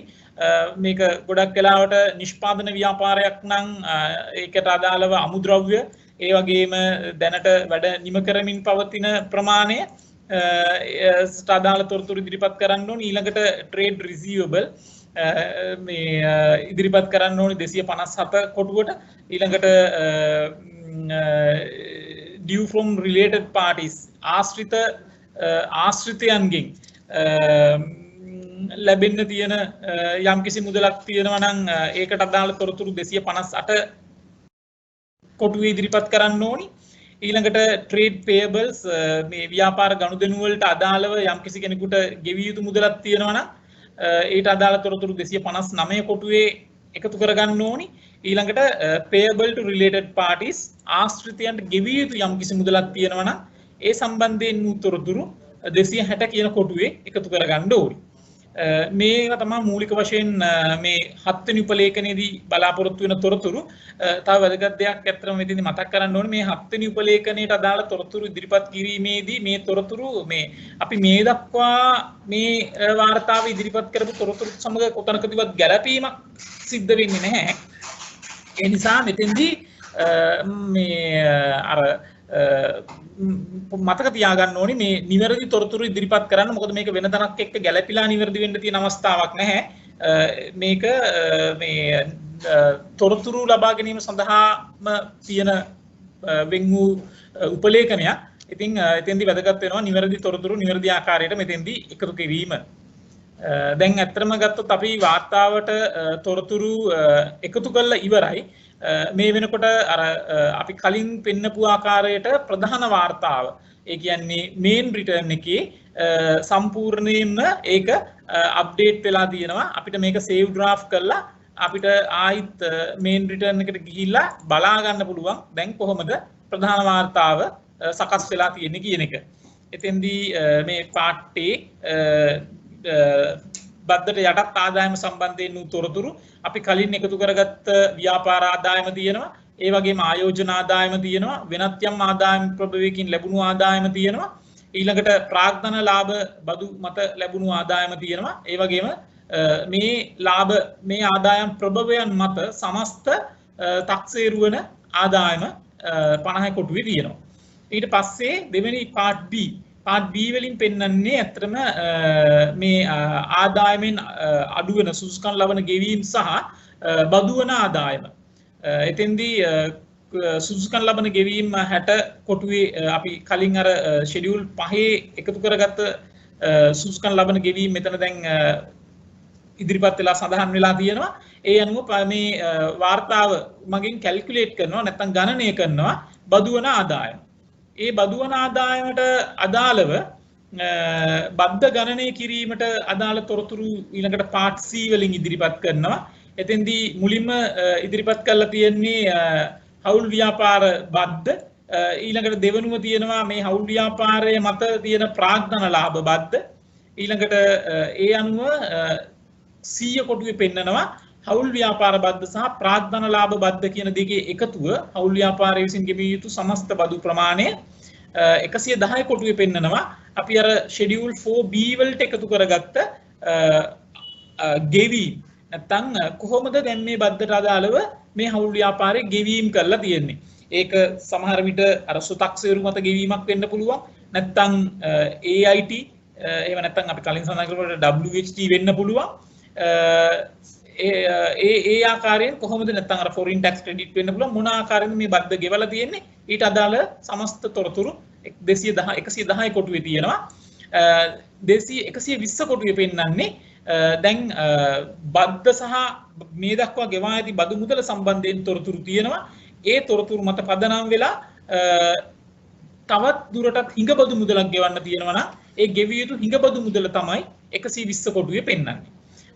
මේ හවුල් ව්‍යාපාරයට අදාළව බද්දෙන් නිදහස් කළ ආදායම සමස්ත බද්දෙන් නිදහස් කළ ආදායම 130 කොටුවේ පෙන්නනවා. දැන් මෙතෙන්දී ඔයගලන්ට චෙක් කරගන්න පුළුවන් ඔයගලන් හදපු ගෙවිය යුතු බදු ප්‍රමාණයත් එක්ක තවදුරටත් ගෙවිය යුතු බද්දක් තියෙනවා නම් ඒ ගෙවිය යුතු ප්‍රමාණයත් එක්ක මේ වාර්තාවේ දක්වන ප්‍රමාණය ගැලපෙනවද හරිද කියන එක මෙතෙන්දී චෙක් කරගන්න අවශ්‍යයි.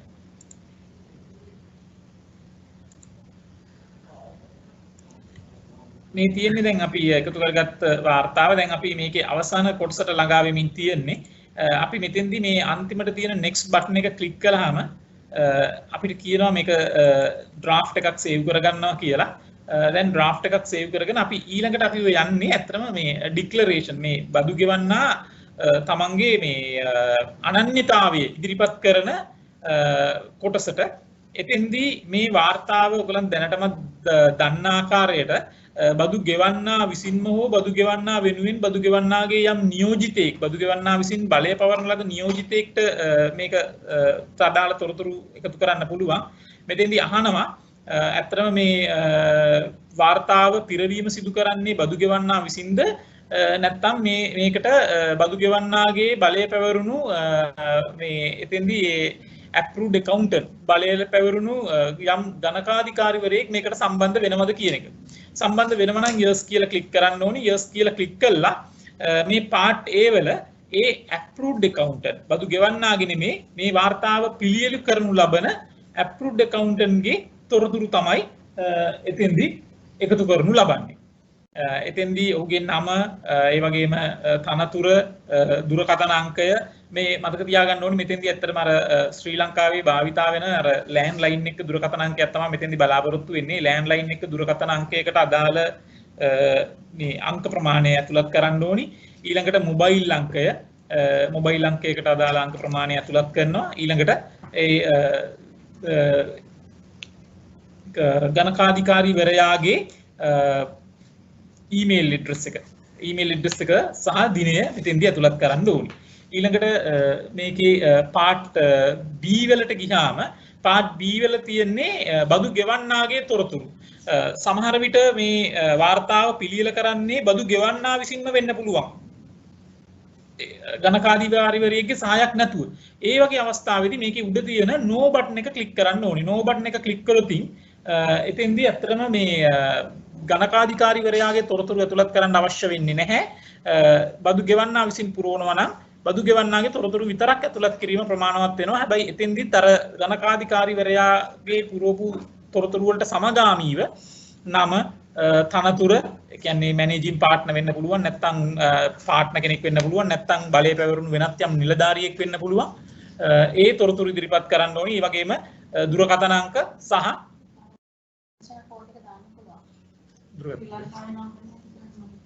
ඔව් එතෙන්දී ඇත්තටම මේ දුරකථන අංකය සම්බන්ධයෙන් මතක් කරන්න ඕනි යම්කිසි බදු ගෙවන්නෙක් මේකේ ප්‍රමුඛ හවුල්කරු විදේශයක ඉන්නවා නම් ඒ විදේශීය රටක දුරකථන අංකය උනත් මෙතෙන්දී ඇතුළත් කරන්න අවස්ථාව තියෙනවා. ඒ වගේම ඊමේල් ඇඩ්‍රස් එක ඊළඟට නැෂනල් ඩෙන්ටිටි කාඩ් නම්බර් එක හෝ පාස්පෝර්ට් අංකය සහ දිනය මේකී තොරතුරු ඇතුළත් කරන්න ඕනේ මේ ඩික්ලරේෂන් පේජ් එකේදී. ඒකේ පල්ලෙහාට ගියාම අපිට පුළුවන් නැවතත් මේ ඩික්ලරේෂන් ෆෝම් එකට අදාළව ඉදිරිපත් කරන ලද තොරතුරු සේව් ඩ්‍රාෆ්ට් ආකාරයට අපිට සේව් කරගන්න පුළුවන්.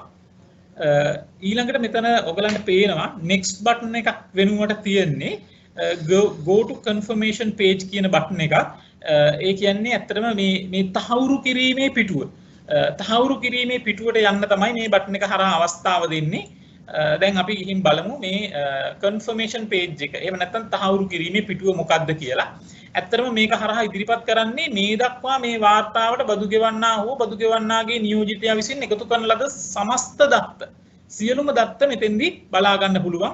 බදු ගෙවන්නාගේ හඳුනා ගැනීමේ අංකය සහ ඒ ව්‍යාපාර නාමයේ ඉඳලා ප්‍රධාන වාර්තාව දැන් මෙතන ඔයගලන්ට පේනවා ප්‍රධාන වාර්තාව මේ අපි එකතු කරපු දත්ත තමයි මේ ප්‍රධාන වාර්තාවේ තියෙන්නේ.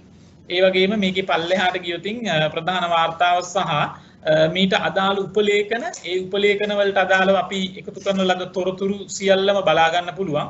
හැබැයි මතක් කරන්න ඕනි දෙයක් තියෙනවා මේ තහවුරු කිරීමේ පිටුවේ ඉඳලා අපිට මේ එකතු කරපු දත්ත වලට යම්කිසි වෙනස්කමක් කරන්න බෑ. තාමත් අවස්ථාව තියෙනවා අපිට ආපස්සට ගිහිල්ලා මේ දත්ත වෙනස් කරන්න. හැබැයි මේ පිටුවේ ඉඳලා අපිට ඒ දේ කරන්න බෑ. මෙතෙන්දී අපිට බලන්න පුළුවන් අපි ඔක්කොම එකතු කරපු දත්ත නිවැරදිද කියන කාරණය. ඒ විදිහට අපි මේ අපේ අර ඩික්ලරේෂන් ෆෝම් එකට අදාළ තොරතුරුත් මෙතන පෙන්නනවා. මේ දත්ත ඔක්කොම නිවැරදි නම් අපිට මෙතනින් ඉදිරියට යන්න පුළුවන්.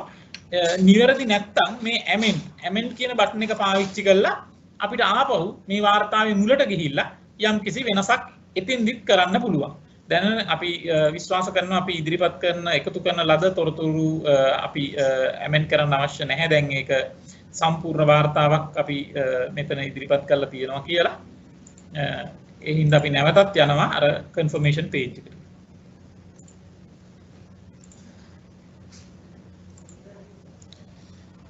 දැන් මේ confirmation page එකට ආවට පස්සේ මේකේ සියලු තොරතුරු නිවැරදිද කියලා පරීක්ෂා කළා. නිවැරදි නම් අපිට පුළුවන් මේක සබ්මිට් කරන්න කලින් මේ print out එකක් ගන්න. දැන් මෙතන තියෙන්නේ මෙයා prepare කෙනෙක් විදිහට log වුණ හින්දා submit for approval. හැබැයි මේ submit කරන්න කලින් තව අවස්ථාවක් තියෙන එකක් තමයි මේ document එක අපිට print කරගන්න පුළුවන්. මේ confirmation page එක print කරගන්න. ඒකට අපි මේ print button එක click කළා අපිට පුළුවන් මේක තමන්ගේ පරිගණකය සම්බන්ධ කරලා තියෙන printer එකකින් print කරගන්නත් පුළුවන්. එහෙම නැත්නම් මේක PDF එකක් විදිහට අපිට save කරගන්නත් පුළුවන්. මෙතන මේ Microsoft print to PDF කියන එක select කරලා print කරාට පස්සේ ඒ වගේ PDF printer එකක් විදිහට අරගෙන මේක PDF විදිහට save කරගන්න පුළුවන්. අපි හිතමු මේක 2021 PIT return 1 කියලා.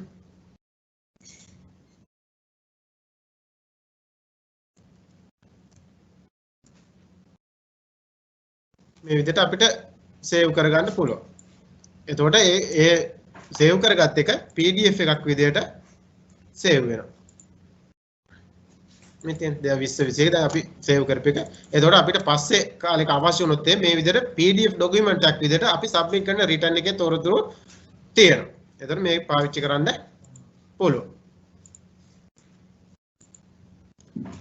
ඊළඟ දේ තමයි මේකට schedule upload schedule සහ document upload කරනවද කියන කාරණේ. එතකොට අපි මේ අවස්ථාවේදීම ඒ අදාළ schedule සහ document upload කරනවා නම් මේ upload document now later කියන තැනින් අපි now කියන option එක ඒ තෝරා ගැනීම කළා දැන් අපිට schedule upload කරන්න පුළුවන්. එහෙම නැත්නම් අපි පස්සේ upload කරනවා නම් මේ later කියන එක select කරලා අපිට පස්සේ upload කරන්නත් පුළුවන්. අපි බලමු කොහොමද මේ schedule upload කරන්න now කියන එක දාලා මෙතන ගියොත් එහෙනම් මේ upload supporting document කියන බටන් එක අපි ක්ලික් කරනවා. ඒ ක්ලික් කරාට පස්සේ දැන්වත් මේකේ න ඩොකියුමන්ට්ස් දෙකක් අපි අප්ලෝඩ් කරලා තියෙනවා. එතකොට අපිට මේක වැරදි ඩොකියුමන්ට් නම් අපිට ඩිලීට් කරලා මේවා ඩිලීට් කරන්න පුළුවන්. එතකොට අපි හිතමු දැන් අපි මුලින් ඉඳලම එන්ටර් කරනවා කියලා. එතකොට මේවා කිසිම ඩොකියුමන්ට් එකක් නැහැ. එතකොට අපිට ඔන්න ඩොකියුමන්ට් සබ්මිට් කරන්න අවස්ථාවක් තියෙනවා. මෙතන පේ ස්ලිප් ගැන විස්තර අහනවා. ඊට පස්සේ ක්‍රෙඩිට් ෂෙඩියුල්, ඊට පස්සේ ස්ටේට්මන්ට් ඔෆ් අකවුන්ට්ස්. අපිට accounts මේ වෙලාවේ අපිට අප්ලෝඩ් කරන්න පුළුවන්. ඊට පස්සේ අපි ගාව tax computation එකක් තියෙනවා. ඊට පස්සේ schedule for withholding tax credit. අර ඉස්සෙල්ලා මතක් කරා අපි අර schedule එක ඇතුලේ හදනවට වැඩිය Excel වලින් හදපු template එක submit කරන්නත් පුළුවන් අර advance income tax withholding tax වෙනකොට. අන්න ඒ schedule එකටත් ඕන අපිට පුළුවන්. මේ මෙතන ටික් කරලා ඒ schedule අපි upload කරනවා කියලා දාන්න පුළුවන්. දාලා අපි මේ කියන තැනට ආවොත් මේකේදී මේ පහළ upload document කියන තැන තියෙනවා document type කියලා අවස්ථාවක්. අන්න එතනින් අපි තෝරගන්න ඕනේ මොනවද upload කරන්නේ. schedule the supporting document. The supporting document කියන එකට ගියොත් එහෙනම් මෙතන තියෙනවා PIT statement of මේ sub document type කියන තැන පෙන්නනවා PIT statement of account with effect from 1819. එතකොට 2018-19 ඉඳලම effect වෙන මේ statement accounts upload කරන්න පුළුවන් tax computation එක පුළුවන්. හරි අපි හිතමු අපි accounts upload කරනවා. අපි එතකොට select කරගන්න මේ statement of accounts කියන එක select කරලා මේ select file කියන button එක අපි click කරනවා. ක්ලික් කරාට පස්සේ අපි කලින් අපි හදලා සේව් කරගත්ත accounts තියෙනවා නම් අපිට ඒ account එක තියෙනවා අනිවාර්යයෙන්ම. එතකොට ඒ අපේ account set එක අප්ලෝඩ් කරලා මේක මම financial statement කියලා එකක් හදලා තියෙනවා පැහැදිලි කිරීම සඳහා. එතකොට අපිට ඒක add කරගන්න පුළුවන්. අපිට tax computation එකත් අපිට තියෙනවා. tax computation එකට අපිට select file කියලා අප්ලෝඩ් කරන්න පුළුවන්.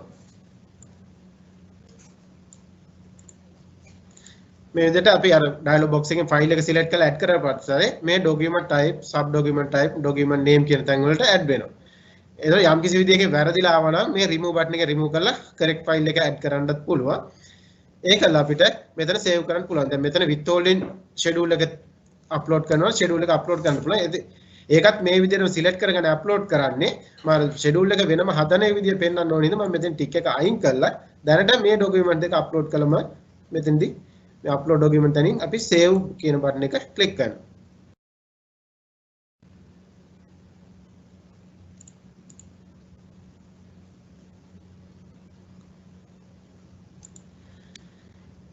එම් save කරාම ඒ document ටිකත් system එකට upload වෙනවා. ඊට පස්සේ අපිට පුළුවන් ඔන්න දැන් අවස්ථාව තියෙන මේ submit for approval. ඔන්න දැන් අපි මේ submit button එක approval button එක click කරාට පස්සේ මේක submit වෙනවා. Yes. එතකොට ඔන්න the return has been submitted for approval. එතකොට මේ return එක ඔන්න approve වට දැන් බලන්න පුළුවන් මේකේ approve එක යටතේ approval වලට ඇවිල්ලා තියෙනවා. ඊට පස්සේ මෙතෙන්දී ගියොත් මේ status කියන තැනත් පෙන්නනවා pending approval. දැන් ඉස්සෙල්ලා තිබ්බේ මේ pending rework කියලා. දැන් ඒක දැන් අපි නිවැරදි return එක නිවැරදි කරලා pending submit approval කරාට පස්සේ pending approval කියලා මේ status change වෙනවා. එතකොට මෙතනදී prepare එකට මෙතනින් එහාට සිදු කළ යුතු දෙයක් දැන්ට නැහැ. මෙයාට මෙතනින් clearly log out වෙන්නයි තියෙන්නේ. එතකොට අපි දැන් මේ අවස්ථාව ඔන්න prepare ගේ කොටස අවසන් කරලා අපි log out වෙනවා.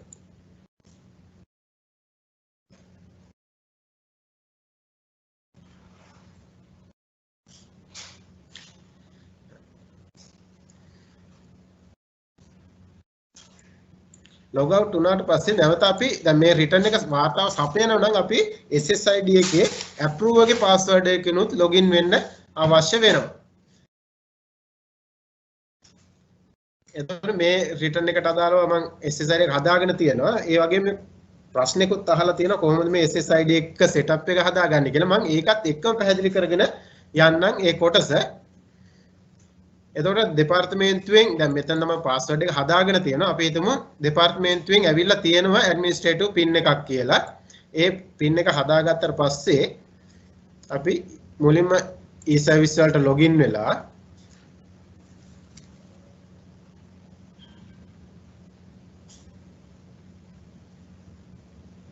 මේකෙදි setup හදා ගන්නවා නම් අපි මෙන්න මේ company business tax matters නැත්නම් company partnership tax matters කියන option එක නැතුව අපි තෝරගන්න ඕන authorization of staff tax agent කියලා. මේක දැන් IRD web එකට ගියොත් එහෙම IRD web එකේ තියෙන විදිහ පොඩි වෙනසක් තියෙනවා.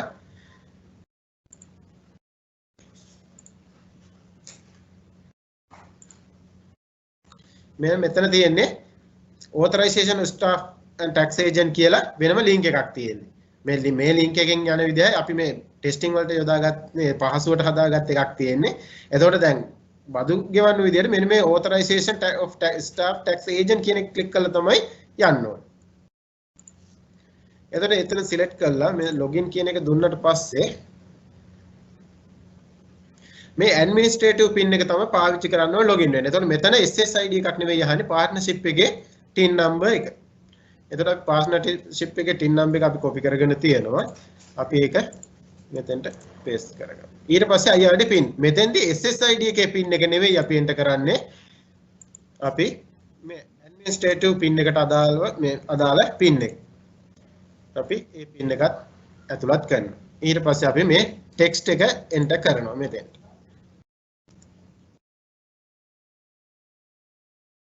enter කරලා අපි login කියන button එක click කරනවා.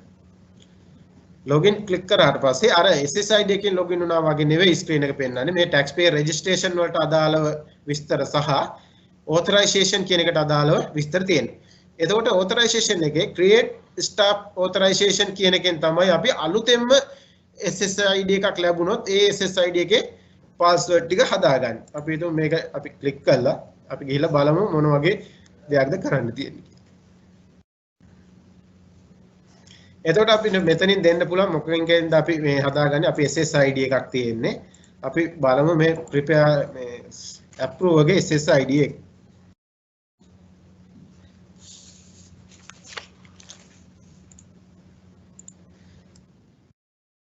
ඊට පස්සේ අපි මේ විදිහට prepare එකේ approve වගේ SSID එක දීලා අපි search කරගන්න. ඕනි SSID එකක් අපිට ඒ තමන්ගේ සමාගමට අදාළව දීලා තියෙන SSID එකක් දෙන්න පුළුවන්. search කරාට පස්සේ මෙතන පෙන්නනවා. දැන් මෙතන partnership එක අපි approve විදිහට හදාගෙනමයි තියෙන්නේ.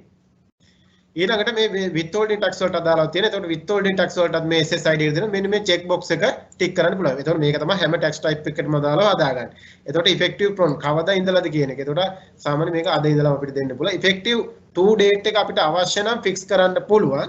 එහෙම නැත්නම් මෙහෙම open තියන්නත් පුළුවන්. ඊළඟට මේ role කියන තැනදී තමයි අපි මෙයා approve ද prepare ද කියන එක දෙන්නේ.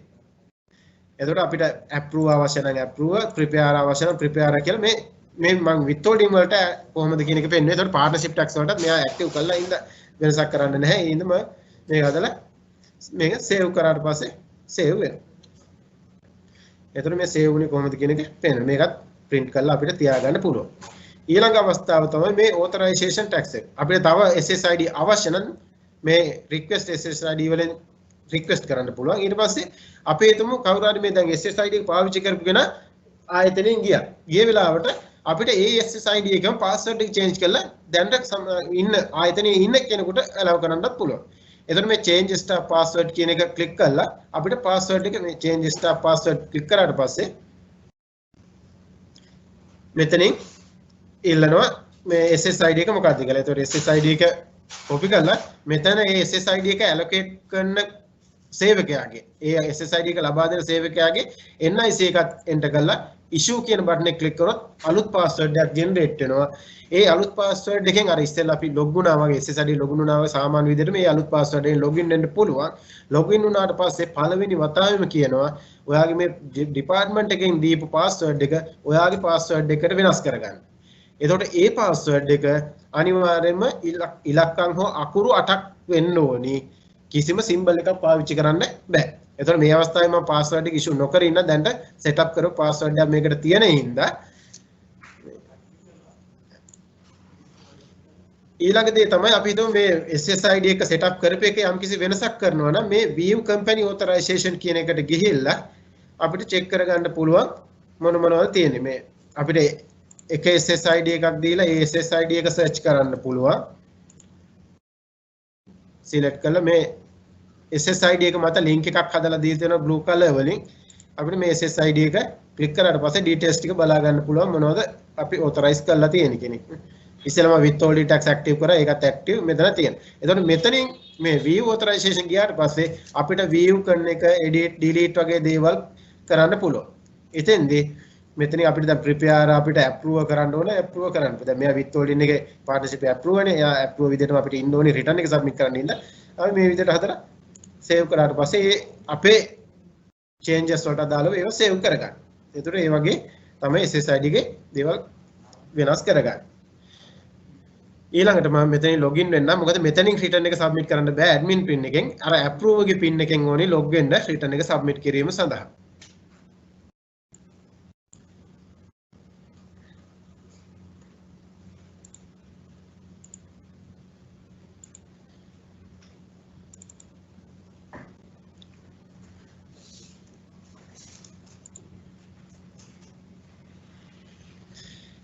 එතකොට මෙතනින් අපි අර company tax matters නැත්නම් partnership කියන තැනට ඇවිල්ලා දැන් අපි ඔන්න මෙන්න මෙතන දැන් login වෙන තැන දැන් දෙන්න ඕනේ අපි approve ට අදාළ details ටික.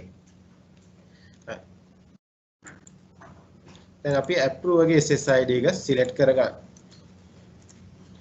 ඊළඟට මේ SSID එකට අදාළ pin එක ලබා දෙනවා. ඊළඟට my company tax reference number කියන තැනට අපි අදාළ හවුල් ව්‍යාපාරයේ TIN number එක බදු ගන්න හඳුනා ගැනීමේ අංකය ලබා දෙනවා.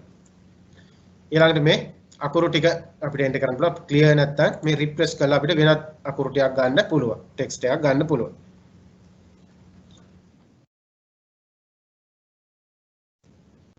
අදාළ ටෙක්ස්ට් එක කැප්චර් එකක් දීලා අපි login ක්ලික් කරාට පස්සේ approve again log වෙනවා. ඒ screen එක සමාන same. ඊළඟට return and schedule management කියන තැනට ඇවිල්ලා මේ partnership tax කියන එක click කරන්න.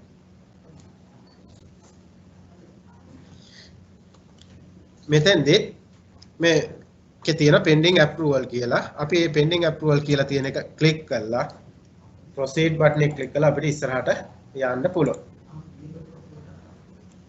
ගිහිල්ලා ඔව් හිරන් ඒක ටික පැහැදිලි කරොත් කොහොමද? දැන් අපි ඇත්තටම මේ වාර්තාව සබ්මිට් කිරීම සඳහා මේ approve එකෙන් log වෙලා ඉන්නේ.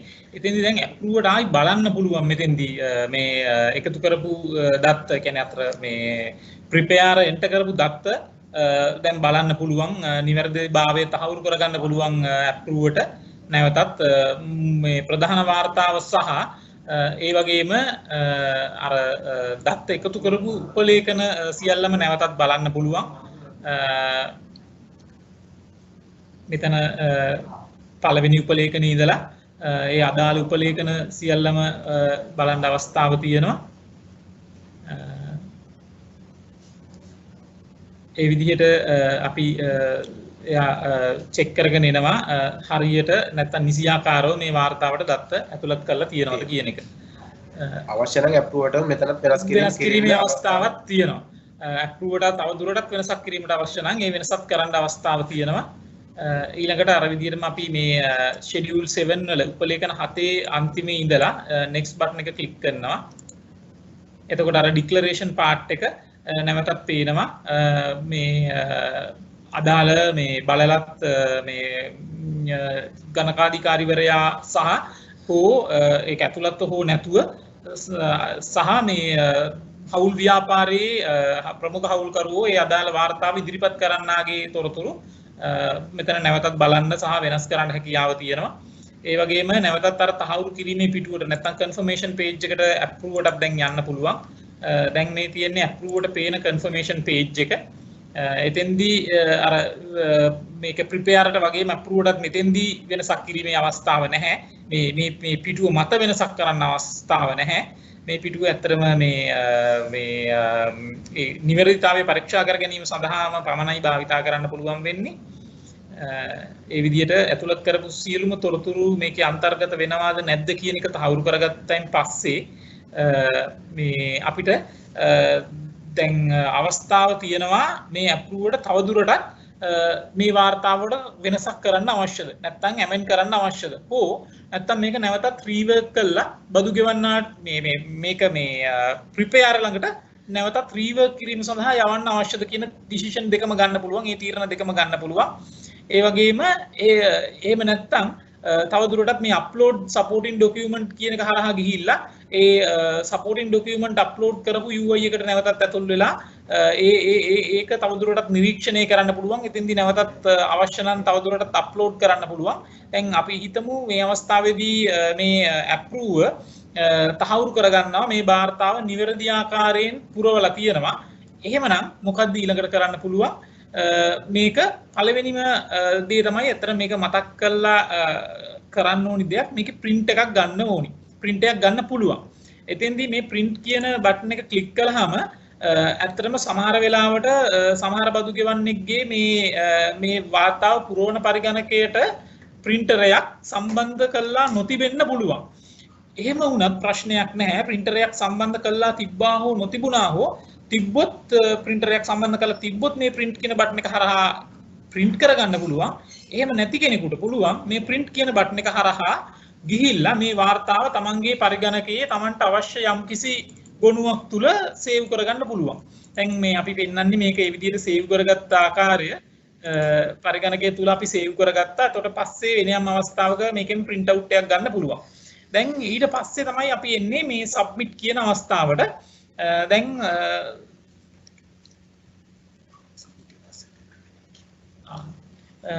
මේ අවස්ථාවට එන්න කලින් මතක තියාගන්න ඕනි අවශ්‍ය පරීක්ෂා කිරීම නිවැරදිව සිද්ධ කළා වාර්තාව නිසියාකාරයෙන් සම්පූර්ණ කළා තියෙනවා කියන එක තහවුරු කරගන්න අවශ්‍යයි. ඒ වගේම ඒ විදිහට නිවැරදිව පුරවාගත් වාර්තාව print out එකක් හෝ එහෙම නැත්නම් ඒ වාර්තාවේ අර confirmation page එක පරිගණකයේ යම්කිසි Tamanට අවශ්‍ය ස්ථානයක save කරගත්තා කියන තහවුරුව තාවට පස්සේ අපිට යන්න පුළුවන් submit කියන option එකට. මේ අවස්ථාවේදී මේ return එක අපිට තවදුරටත් අවශ්‍ය හින්දා අපි මේ අවස්ථාවේ මේ return එක submit නොකර වෙනත් return එකක් අපි submit කරලා පෙන්නන්න කොහොමද acknowledgement එක එන්නේ කියන එක.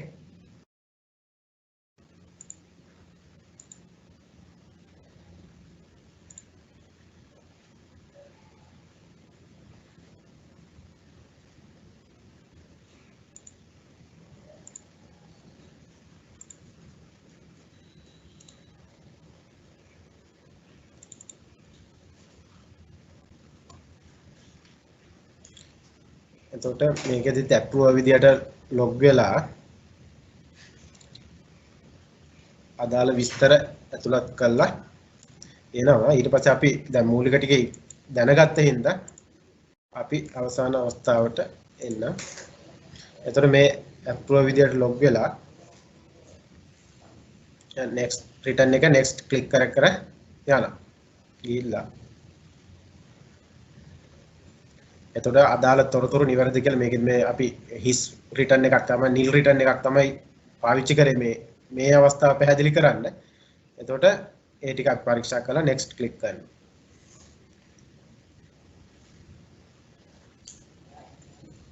ඊළඟට අර declaration part එක තියෙනවා. declaration part එක ලියලා අපි go to confirmation click කරලා යනවා ඊළඟ confirmation page එකට. එතකොට අපි අර කලින් return එකේ පෙන්වනා වගේම මේකත් confirmation return page එකට ගියාට පස්සේ තමයි අපිට submit කිරීමේ අවස්ථාව එන්නේ.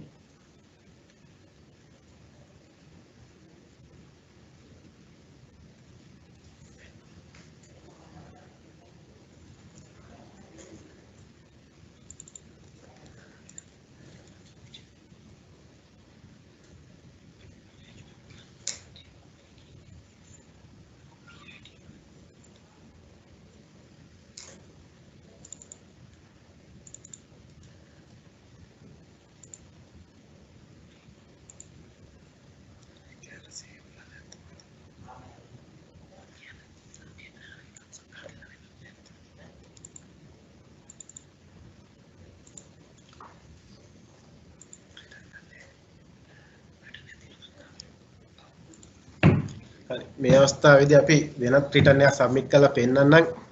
එතෙන්දී අපි තාක්ෂණික දෝෂයක් ඇවිල්ලා තියෙනවා.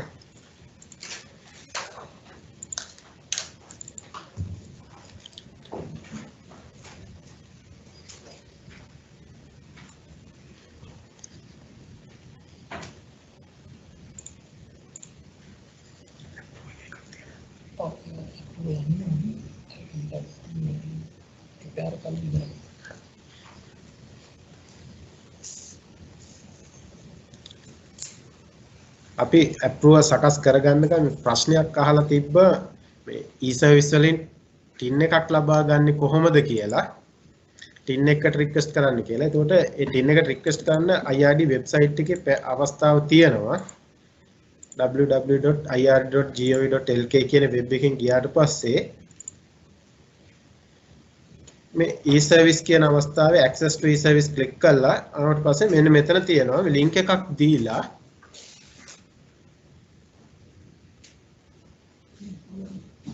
link එකක් දීලා තියෙනවා click on taxpayer registration to register as a taxpayer and obtain your TIN මේ link එක click කරලා registration type එක select කරගන්න පුළුවන් මොන වගේ එකක් විදියටද කියන එක. එතකොට partnership එකක් නම් අර partnership කියන එක click කරලා ඊට පස්සේ මේ අහන විස්තර ටික පුරවන්න ඕනි සමාගමේ මේ ලියාපදිංචියට අදාළ විස්තර ඉල්ලන්නේ මේ අදාළ විස්තර දෙන්න ඇතුළත් කරන්න ඊට පස්සේ partners ලාගේ details add කරන්න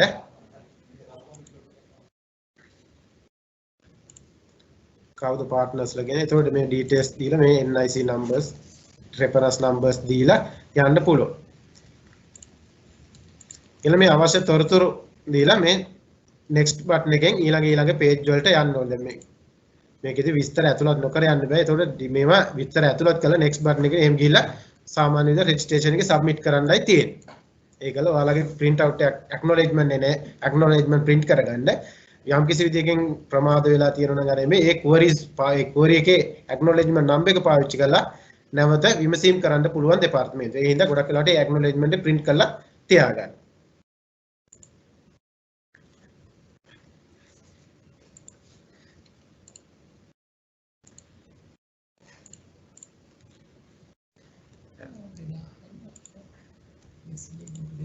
හරි අපි දැන් PID return submit කරන අවස්ථාව බලමු.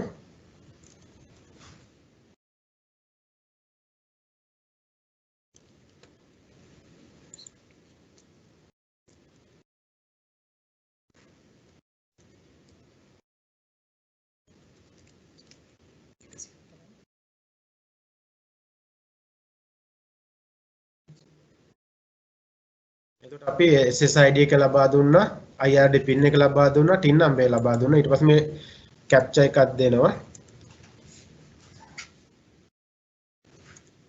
ඊට පස්සේ login click කරාම approve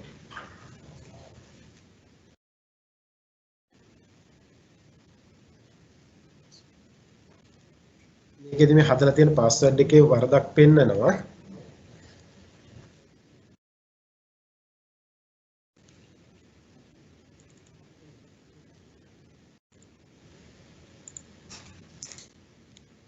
අපි මෙයාට පාස්වර්ඩ් එකක් අපි හදාගමු.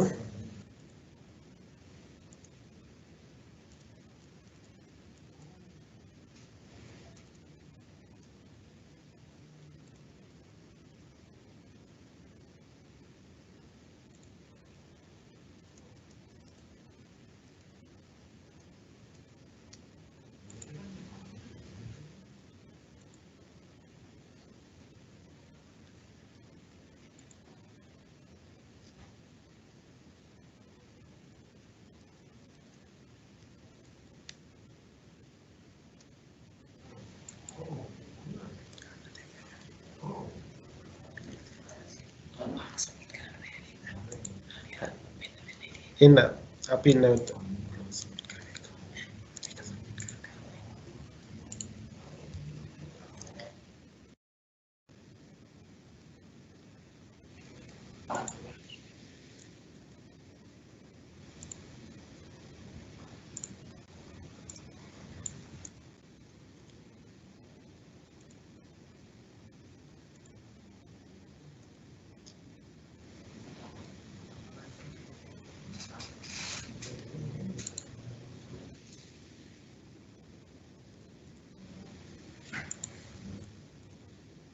අපි නැවත රිටර්න් එකකට සම්බන්ධයක් මුලින් රිටර්න් එකම සම්බන්ධ වෙලා ඒකම සබ්මිට් කරමු.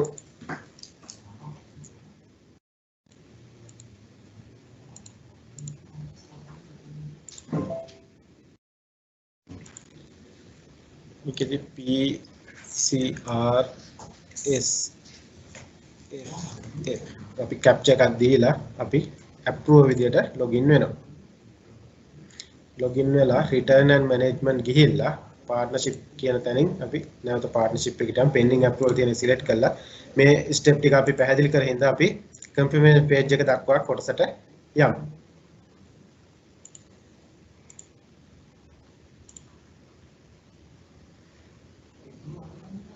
අදාළ enter කරපු data ටික තියෙනවා.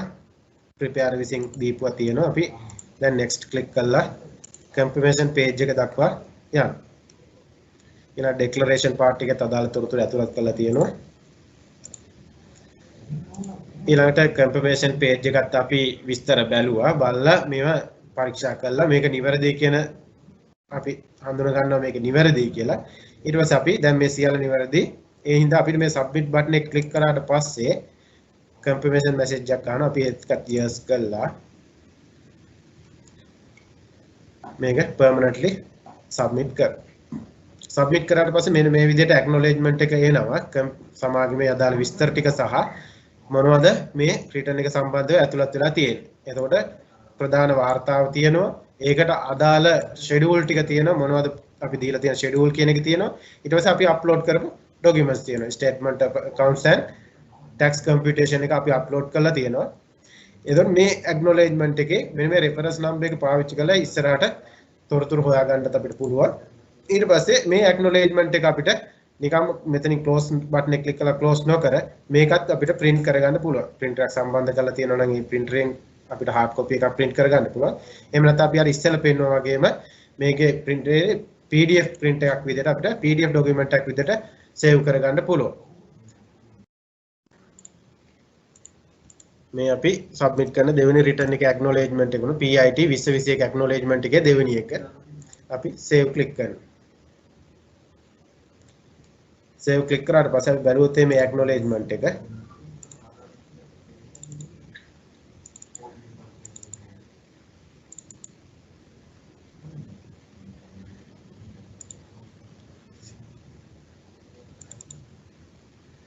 acknowledgement PIT 2021 acknowledgement 2 කියලා අපි print කරගත්තා. එතකොට මේක PDF document එකක් විදිහට අපිට තියාගන්න පුළුවන්.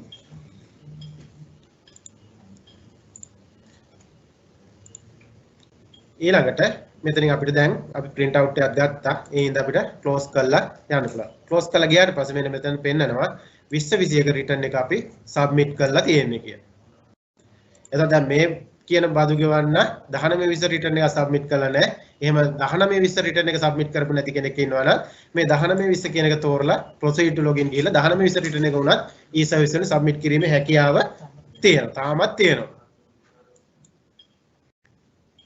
එතකොට මෙතන දැන් අපි අර approver විසින් submit කරපු ඉඳන් මෙතන submitted කියලා තියෙනවා.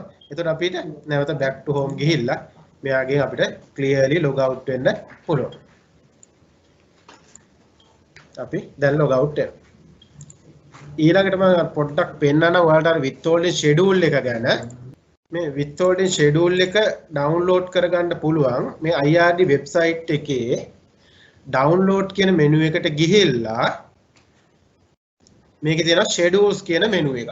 මේ schedule කියන menu එක click කරලා එන්න ඕනේ tax type වලට. එතකොට මේකේ income tax වල partnership වලට අදාළ partnership කියන එක click කරලා මේ schedule for withholding tax කියලා template එක upload කරලා තියෙනවා. ඒ වගේම පළවෙනි schedule එක දීලා යම්කිසි වෙනස්කමක් කරන්න ඕන නම් ඒ සඳහා මේ schedule for withholding tax amendment කියලා එකක් තියෙනවා. එතකොට මේ දෙකම අපිට download කරගන්න පුළුවන්.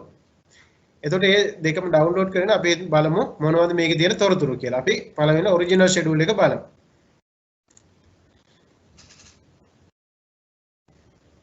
original schedule එක බැලුවොත් මේකේ enable කරගන්න මේ editing enable කරගෙන එතකොට අපි බැලුවොත් එහෙම මේ template එක අහනවා serial number මේ serial number එක 1 2 3 විදිහට අපිට enter කරගෙන යන්න පුළුවන් 1 2 ඒ වගේ enter කරන්න පුළුවන් ඊළඟට මේ type of payment මොන වගේ payment එකක්ද තියෙන්නේ මෙතෙන්ට විස්තරයක් දෙන්න පුළුවන් ඊළඟට name of withholding name එක දෙන්න පුළුවන් ඊළඟට withholding tin ටින් එක අපිට ඇතුළත් කරන්න පුළුවන්. ඊට පස්සේ year of assessment එක 20 21. ඊට පස්සේ amount received කොච්චර ලැබුණාද? අපි හිතමු 1 million ලැබුණා. ඊට පස්සේ withholding rate එක කීයද? අපි හිතමු 5%. මෙතන select කරන්න තියෙනවා අපි 105යි. ඒ විදිහට select කරන්න පුළුවන්. මේකෙදී මොකද calculation එක අපි check කරන්නේ නැහැ. නමුත් මෙතන තමන්ගේ අඩු කරේ මොන percentage එකද මේකේ drop down list එකක් තියෙනවා. මේ drop down එකෙන් select කරලා දෙන්න පුළුවන්. ඊළඟට withholding කොච්චර අඩු කරාද? ඊළඟට මේ period එකේ දැන් මේ අඩු කරගත්ත withholding කොච්චර claim කරනවද? අපි හිතමු සම්පූර්ණ මේ අපිට මේ total එකම claim කරන්න පුළුවන්. නැත්නම් කොටසක් claim කළා ඉතුරු කොටස carry forward කරන්නත් පුළුවන්. එතන මේ අදාළ විස්තර දීලා ඉවරලා ඊට පස්සේ අවසානට මහනවා withholding certificate number එක. අපි හිතමු මේ විදිහට withholding certificate number එකක් දීලා තියෙනවා. ඊට පස්සේ අපි මේකෙදි මේ export to CSV කියලා තියෙනවා බටන් එක. මේ බටන් එක ක්ලික් කරන්න ඕනේ. මේ බටන් එක ක්ලික් කරාම මේ Excel ෆයිල් එක CSV ෆයිල් එකක් විදිහට කන්වර්ට් වෙනවා. මොකද අපි IRD එකේ සිස්ටම් එකට අපි පිළිගන්නේ CSV වලට කන්වර්ට් කරපු එක. Excel ෆයිල් එකක් දුන්නොත් ඒක රිජෙක්ට් කරනවා වැරදි ෆෝමැට් එකක තියෙන්නේ කියලා. එතකොට මේ export to CSV කියන බටන් එක ක්ලික් කරාට පස්සේ මේ වගේ අපිට warning message එකක් දෙනවා. මේකෙදි කියනවා make sure you must rename as. එතකොට මේ ෆයිල් එක CSV ෆයිල් එක rename කරන්න ඕනේ මේ කියන විස්තර අනුව. tin number එක underscore tax type එක PIT ඊට පස්සේ schedule එක මොකක්ද කියන එක withholding schedule ඊට පස්සේ period code එක අපි 20 21කට නම් අදාළ 20 21 කියලා දැම්ම ඊට පස්සේ date එක කියන්නේ මේ schedule එක හදන date එක. එතකොට මේ date එක දාද්දි කිසිම වෙලාවක අර underscore dash slash dot එහෙම මොකුත් symbols තියන්නේ නැහැ. සාමාන්‍ය අංකයක් විදිහට තමයි සටහන් කරන්නේ. ඊළඟට original කියන එක තියෙන original file එකේ ඉඳලා ඊට පස්සේ version number v කියලා version number එකක් තියෙනවා. එතකොට මේ v අකුරත් එක්ක මේ version number කියන එක 1 2 3 මේ විදිහට දෙන්න පුළුවන්. අපි දැන් okay කරලා ගියාට පස්සේ මේ අර file save කරන dialog box එක open වෙනවා. එතකොට අපිට පුළුවන් අපිට මේක save කරන්න ඕනි තැන select කරලා මේකට අදාළව විස්තර ඇතුළත් කරලා. එතකොට මෙතන tin number එක වෙනුවට අපිට tin number එක දෙන්න පුළුවන්.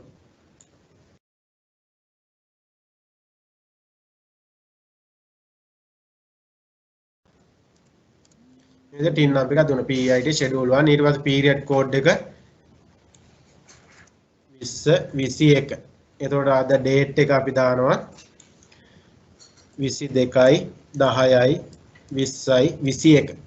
ඊළඟට මේ version number වල v අකුරු ඉතුරු වෙන්න ඉතුරු ටික අයින් කරලා අපි version 1 නම් 1 කියලා දානවා. ඊළඟට මතක තියාගන්න ඕනේ file name එකේ විදිහට දුවනවා. ඊළඟට මේ save as type කියන තැනින් Excel workbook කියන එකෙන් නෙවෙයි අපි save කරන්නේ CSV, delimited මේ විදිහට මේ type එක file type එක තෝරගන්න ඕනේ. ඒකල අපි save කියන බටන් එක click කරනවා.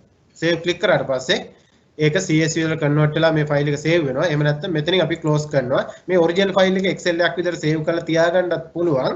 මොකද යම් කිසි විදිහකින් CSV වලට convert කරපු එකේ වැරදි තියෙනවා නම් අපිට මේ original file එකේ හදලා නැවත මේ CSV වලට convert කරගන්න පුළුවන්. එහෙම අපිට save කරන්න අවශ්‍ය නැහැ හිතෙනවනම් දැන් මේ අවස්ථාවේ මම save නොකර යන්න.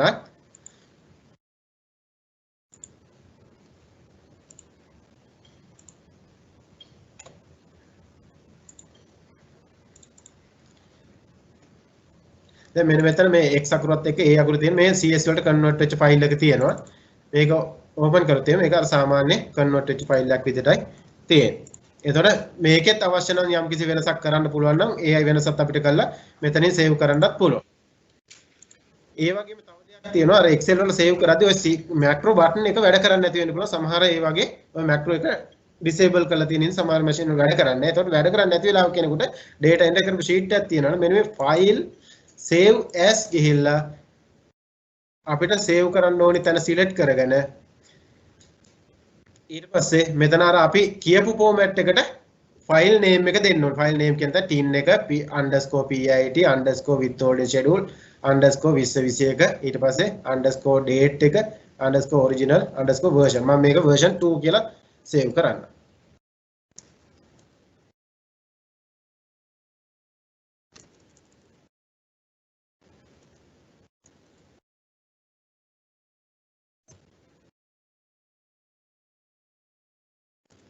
ඒක 2 කියලා තියෙනවා. ඊට පස්සේ comma delimited කියලා මෙතන save කරලා එතකොට save as විදියට save කරගන්න පුළුවන්. එතකොට මේ විදියට save කරගත්ත schedule එකක් අපිට පාවිච්චි කරන්න පුළුවන් අර කියන තැන අප්ලෝඩ් කරන්න. හැබැයි ඒ අප්ලෝඩ් කරන්න කලින් මේ හදාගත්ත schedule එක අපිට verify කරලා නැත්නම් ඒක review කරලා බලන්න දෙපාර්තමේන්තුව පොඩි software එකක් නැත්නම් tool එකක් හදලා තියෙනවා. ඒකත් IRD website එකේ තියෙනවා. ඒ tool එකත් ගන්න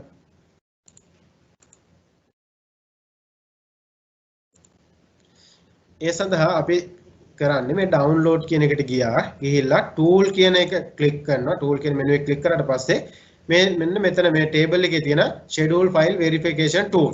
ඊට පස්සේ මේකේ link දෙකක් තියෙනවා. tool එකට link එකක් සහ detail quick guide එක තියෙනවා. එතකොට මේ detail quick guide එක PDF document එක මේක download කරගෙන refer කරගන්න පුළුවන් අවශ්‍ය කෙනෙකුට. මේක බලලා understand කරගන්න පුළුවන් කොහොමද මේ tool එක check කරන්නේ කියන එක විස්තර කරලා තියෙනවා. එහෙම නැත්නම් අපි මේ tool එක තියෙනවා. මේ tool එක download කරගන්න පුළුවන්. මේක අර low එකේ එහෙම වෙනස් වෙනකොට සමහර වෙලාවට මේ tool එක අපි අලුත් කර කර අප්ලෝඩ් කරනවා. එතකොට සාමාන්‍යයෙන් ඔය බජට් එකකට පස්සේ එහෙම මේ අලුත් tool එක ගන්න ඒ බජට් ප්‍රොපෝසල් වලින් අතරම චේන්ජ් වෙලා තියෙන්න පුළුවන්. එතකොට ඒවට අනුව අපි සමහර rules change කරනවා. ඒ හින්දා අලුත් tool එක හැම වෙලාවෙම පාවිච්චි කරන්න බලන්න. එතකොට මේ tool එක download වෙන්නේ සාමාන්‍යයෙන් zip කර folder එකක් විදියට. මෙතන zip folder එකක් විදියට තමයි අපිට බලා ගන්න වෙන්නේ. zip folder එකක් විදියට තියෙන්නේ. එතකොට මේ zip folder එක අපි unzip කරගන්න ඕනේ. එතකොට WinRAR, WinZip ඒ වගේ එකකින් කරගන්න පුළුවන්. නැත්නම් මේ අලුත් laptop වල මේක double click කරලා extract කරගන්නත් දෙනවා.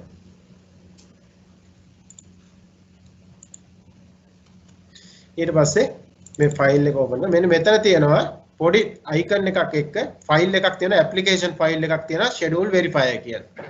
මෙන්න මේ schedule verifier කියන tool එක double click කරාට පස්සේ අහනවා dialog box එකේ මේක extract කරන්න ඕනිද කියලා. එතකොට extract all කියන එක දීලා අපිට මේ ෆයිල් එක save කරන්න ඕනි තැනක් දීලා save කරගන්න පුළුවන්. මේක download වෙලා නම් මම මේක save කරගන්නවා අපේ PIT ෆයිල් එකේ workshop ෆයිල් එකේ. ඊට පස්සේ අපි folder එක select කරලා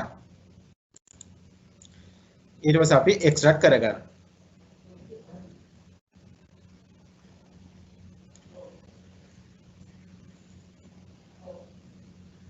එතකොට tool එක extract කරගත්තාට පස්සේ මේ තියෙන schedule file verifier 5.9 කියලා. එතකොට අපිට මේ ෆයිල් එක open කරලා දැන් නිකන් search tool එකක් වගේ අපිට මේ application file එක පෙන්නනවා extract වෙලා.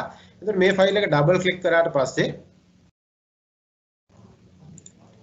ඊට පස්සේ දැන් මෙතන අහනවා මේක run කරන්න එපාද මේක අර අපි software එකක් කිව්වනේ සමහර machine වල මේ විදිහට allow නොකර ඉන්න පුළුවන්. එතකොට අපිට allow කරන්න ඕන නම් මේ schedule එක අපි run away කියන අතන more information කියලා run anyway කියලා දීලා දුන්නාට පස්සේ මෙන්න මේ වගේ tool එකකුයි තියෙන්නේ. මෙන්න මේ වගේ පොඩි software එකක් තියෙනවා. එතකොට මේක පාවිච්චි කරන්න පුළුවන්. එතකොට මේකෙදි අර schedule අදාළ වෙන හැම text type එකක්ම පෙන්නනවා. එතකොට අපිට අවශ්‍ය වෙන්නේ PIT වලට අදාළ schedule verifier. එතකොට අපි මේ PIT schedule verifier කියන tab එක click කරනවා. click කළා අපි තෝරගන්න මොකක්ද කියලා. එතකොට PIT withholding credit schedule එක අපිට verify කරගන්න ඕනේ. period එක 20 21. ඊට පස්සේ browse කළා අපි අර CSV වලට convert කරගත්ත ෆයිල් එක තෝරලා දෙන්න ඕනේ. දැන් අපි අර workshop ෆයිල් එකේ CSV වලට convert කරලා version 1 කියලා එකක් save කරගත්තා. අපි මේ ෆයිල් එක select කරලා මේ verify button එක click කරනවා. එතකොට ඔන්න මේ schedule එකේ errors තියෙනවා නම් පෙන්නනවා validation fail කියලා. පළවෙනි validation එක කියනවා tin is not valid. එතකොට record එක එකයි තිබ්බේ අපිට ඒක දීලා තියෙනවා. ඒක type of payment does not match with the value provided is dropped down. එතකොට අන්න අපි එතනින් check කරලා බලන්න පුළුවන් මොකද්ද වෙන්නේ කියලා. අපි යමු අපි ෆයිල් එක save කරලා තියෙන folder එකට ගිහිල්ලා එතන workshop ෆයිල් එක අපි version 1 කියන එක තමයි select කරේ. අපි open කරලා බලමු. එතකොට මේකෙදි කිව්වා මේ type of payment එකයි මේ match වෙන්නේ නැහැ. tin එකයි match වෙන්නේ නැහැ කියලා. අපි මේ record එක අපි ආපහු original file එකට copy කරගෙන බලමු මොන වගේ දෙයක්ද තියෙන්නේ කියලා.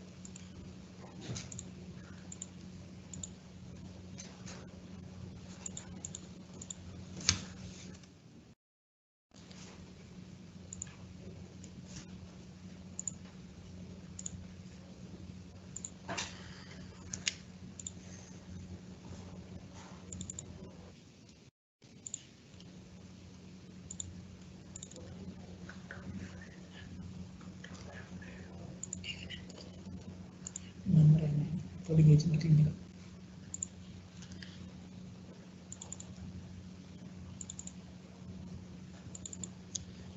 අපි නැවත ඕපන් කරගමු CSV වලට කන්වර්ට් කරපු ෆයිල් එක.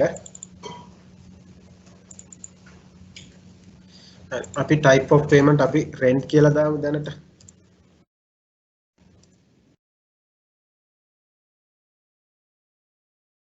ඊට පස්සේ company මෙතෙන්ට අපි tin number එකක් දෙමු. tin number එක වැරදි කිව්ව හින්දා අපි tin number එකක් දෙමු.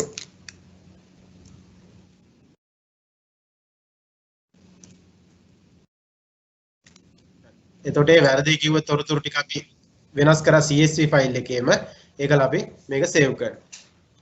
ඊට පස්සේ සේව් කළා.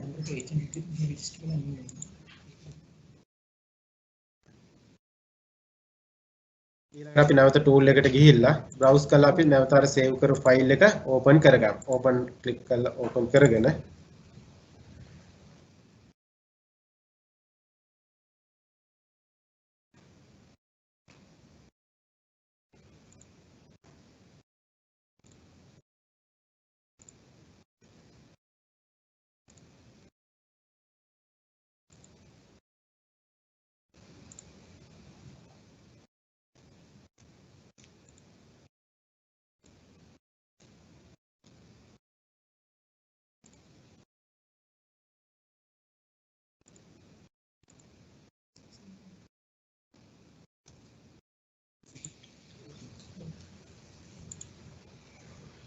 හරි දැන් මේ ෆයිල් එක ඕපන් වුණා.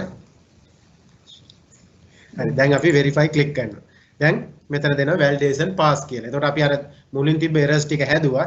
errors ටික හදපු ඉඳන් දැන් validation pass. එතකොට මේ validation pass වෙච්ච document එක අපිට පුළුවන් අර අපි PID return එක කලින් පැහැදිලි කරා වගේ document upload කරපු තැනින් upload කරන්න. එතකොට ඒ විස්තර ටික තමයි අපිට විස්තර කරන්න තියෙන්නේ PID return එක. නැත්නම් හවුල් ව්‍යාපාර ආදායම් බදු වාර්තාව සැපීම සම්බන්ධයෙන්. මෙතන ප්‍රශ්නයක් ඉදිරිපත් කරලා තියෙනවා මේ දෙපාර්තමේන්තුවෙන් බදු ගෙවන්නාට යවන SSID ડોකියුමන්ට් එක අර password protected කියලා. මොකද ඇත්තටම මේක කරලා තියෙන මේ මෑත කාලේදී මේ ඩෙවලොප්මන්ට් එකක් විදිහට එතෙන්දී අර බදු ගෙවන්නාගේ අනන්‍යතාවය හරියට තහවුරු කරගෙන මේ ડોකියුමන්ට් එක ඕපන් කරන්න ඇත්තටම මීට කලින් අවුරුදු වල නම් මේ ඕක මෙතන SSID ડોකියුමන්ට් එක විතරක් නෙමෙයි ඉන්ඩිවිජුවල් කෙනෙකුට යවන පින් එකත් දැන් password protected document එකක් තමයි යවන්නේ. එතෙන්දි මම හිතන්නේ බදු ගෙවන්න දැනුවත් කිරීමක් කරනවා ඒ අදාළ document එක open කරගන්න ඕනේ password එක සම්බන්ධයෙන්. ඒ සම්බන්ධයෙන් වැඩිදුර තොරතුරු ඉදිරියේදී ඇත්තටම මේ පැහැදිලි කරන්නම්. ඒ කියන්නේ කොතනින්ද මේ protect කරපු document එකට අදාළ password එක බලා ගන්න පුළුවන් කියන එක. ඊළඟට ප්‍රශ්නයක් අහනවා මේ partnership එකේට තියෙන්නේ foreign income එකක් විතරයි. කොහොමද මේ ඒක partnership return එකේ declare කරන්න කියලා. මම හිතන්නේ මෙතෙන්දී ඇත්තටම මේ මෙතෙන්දී අර ආදායම් ප්‍රභවය මොකක්ද කියන එක අපිට දැනගන්න ඕනි වෙනවා. ඒ කියන්නේ මේ හවුල් ව්‍යාපාරයට තියෙන්නේ මේ foreign income එක ව්‍යාපාර ආදායමක්ද ව්‍යාපාර ආදායමක් නම් තවදුරටත් ඒ සේවා සැපීමක් මත ලැබෙන ව්‍යාපාර ආදායමක්ද නැත්නම් වෙනත් යම් ආකාරයක ව්‍යාපාර ආදායමක්ද මොකද අර විදේශයකට කරන සේවා සැපයීම මෙතනදී තියෙනවා මේ බදු නිදහස් කළා.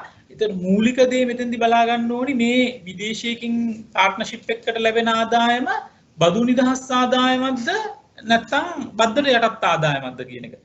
ඒක බදු නිදහස් ආදායමක් නම් ඒක තීරණය වෙන්නේ ඇත්තටම මේ පාර්ට්නර්ෂිප් එකක මේ විදේශ රටකින් උපයන මේ ආදායමේ ප්‍රභවය මත ඒක ඒ ප්‍රභවය බද්දෙන් නිදහස් කරලා තියෙන ප්‍රභවයන් නම් මේක exempt income එකක් විදිහට ඩික්ලෙයාර් කරන්න පුළුවන්.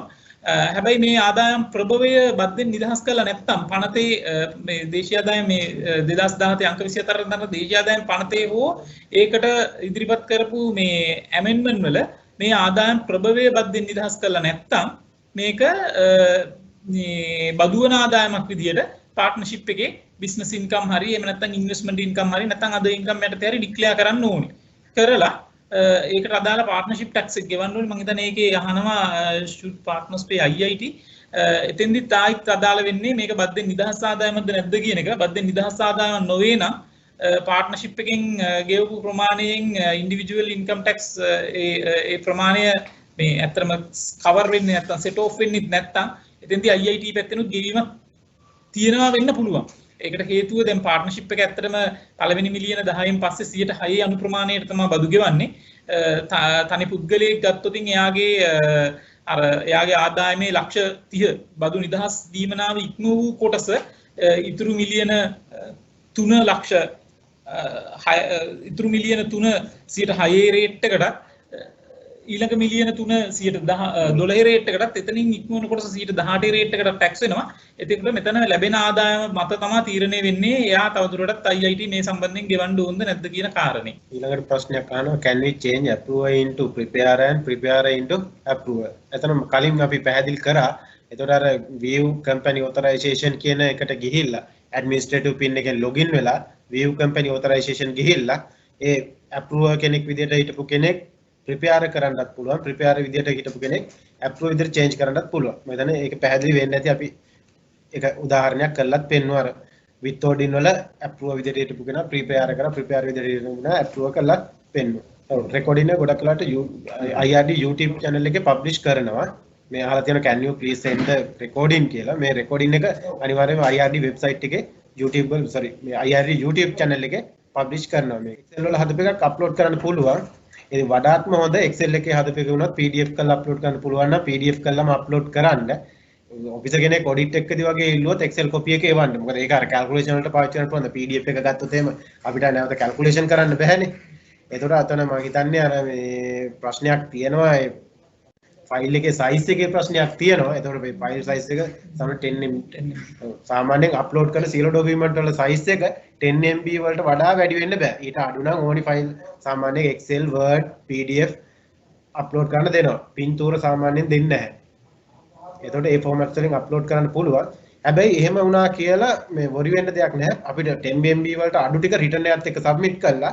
ඊට පස්සේ තියෙනවා schedule upload කරන්න වෙනම link එකක් provide කරලා තියෙනවා. අපි හදලා තියෙනවා schedule and document upload කියලා.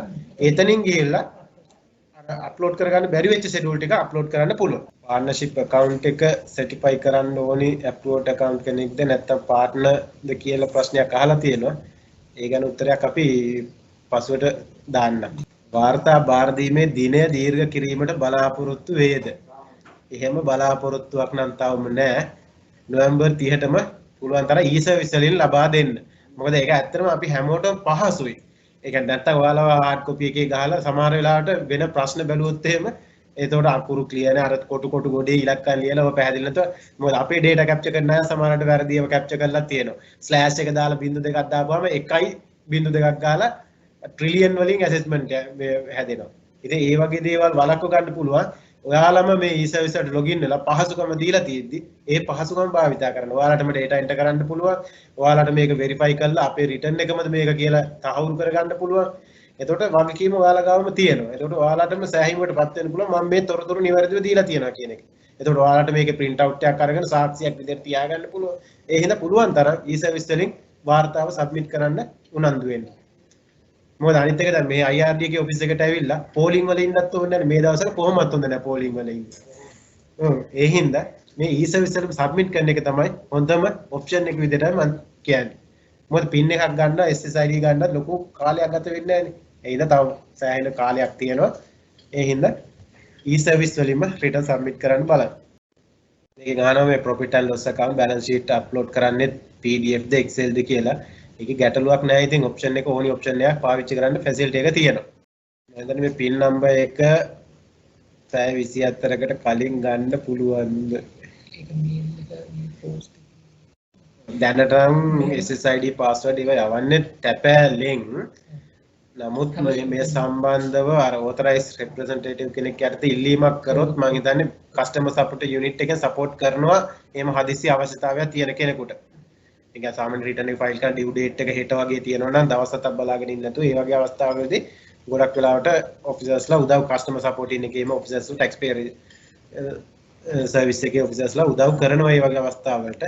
එතකොට authorized person කෙනෙකුට ඒ කියන්නේ දැන් අනිවාර්ය partnership එක ගන්න managing partner මේ අනිත් partner කෙනෙක්ගෙන් request එකක් දීලා මේ එයාට ගෙන්න ගන්න පුළුවන්. එහෙම නැතුව ඉතින් ඔය සමහර වෙලාවට ඉතින් ඔය කඩේ යන ඈත් එනවා. ඒ කට්ටියෙන් නම් දෙන්නේ නැහැ තොරතුරු. මම හිතන්නේ මේ නැවත පැහැදිලි කිරීමේ මම හිතන්නේ මේ වෙබ් වීඩියෝ එක අපි අප්ලෝඩ් කරනවා. ඒක බැලුවම පැහැදිලි කරගන්න පුළුවන්. ඊට පස්සේ මම හිතන්නේ user guide එකේ මේ ඔයාලගේ return එකත් එක්ක publish කරලා තියෙන guide එකේ contact numbers දාලා තියෙනවා. ඒ numbers contact කරලා විස්තර අහන්න පුළුවන්.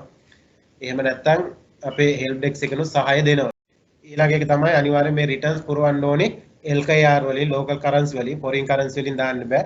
මොකද අපි අනිවාර්යයෙන් මේ revenue recognize කරන්නේ අපිට ලැබුණට foreign currency වලින් අපි rupees වලට convert කරලා තමයි accounts වලට ගන්න. ඒ හින්දා අනිවාර්යයෙන් rupees වලින් පුරවන්න. මම හිතනවා ප්‍රශ්න වලට ප්‍රමාණවත් පිළිතුරු ලැබෙන්නේ නැති කියලා. අපි අදට මේ වැඩසටහන ඉවර කරන්න කටයුතු කරමු.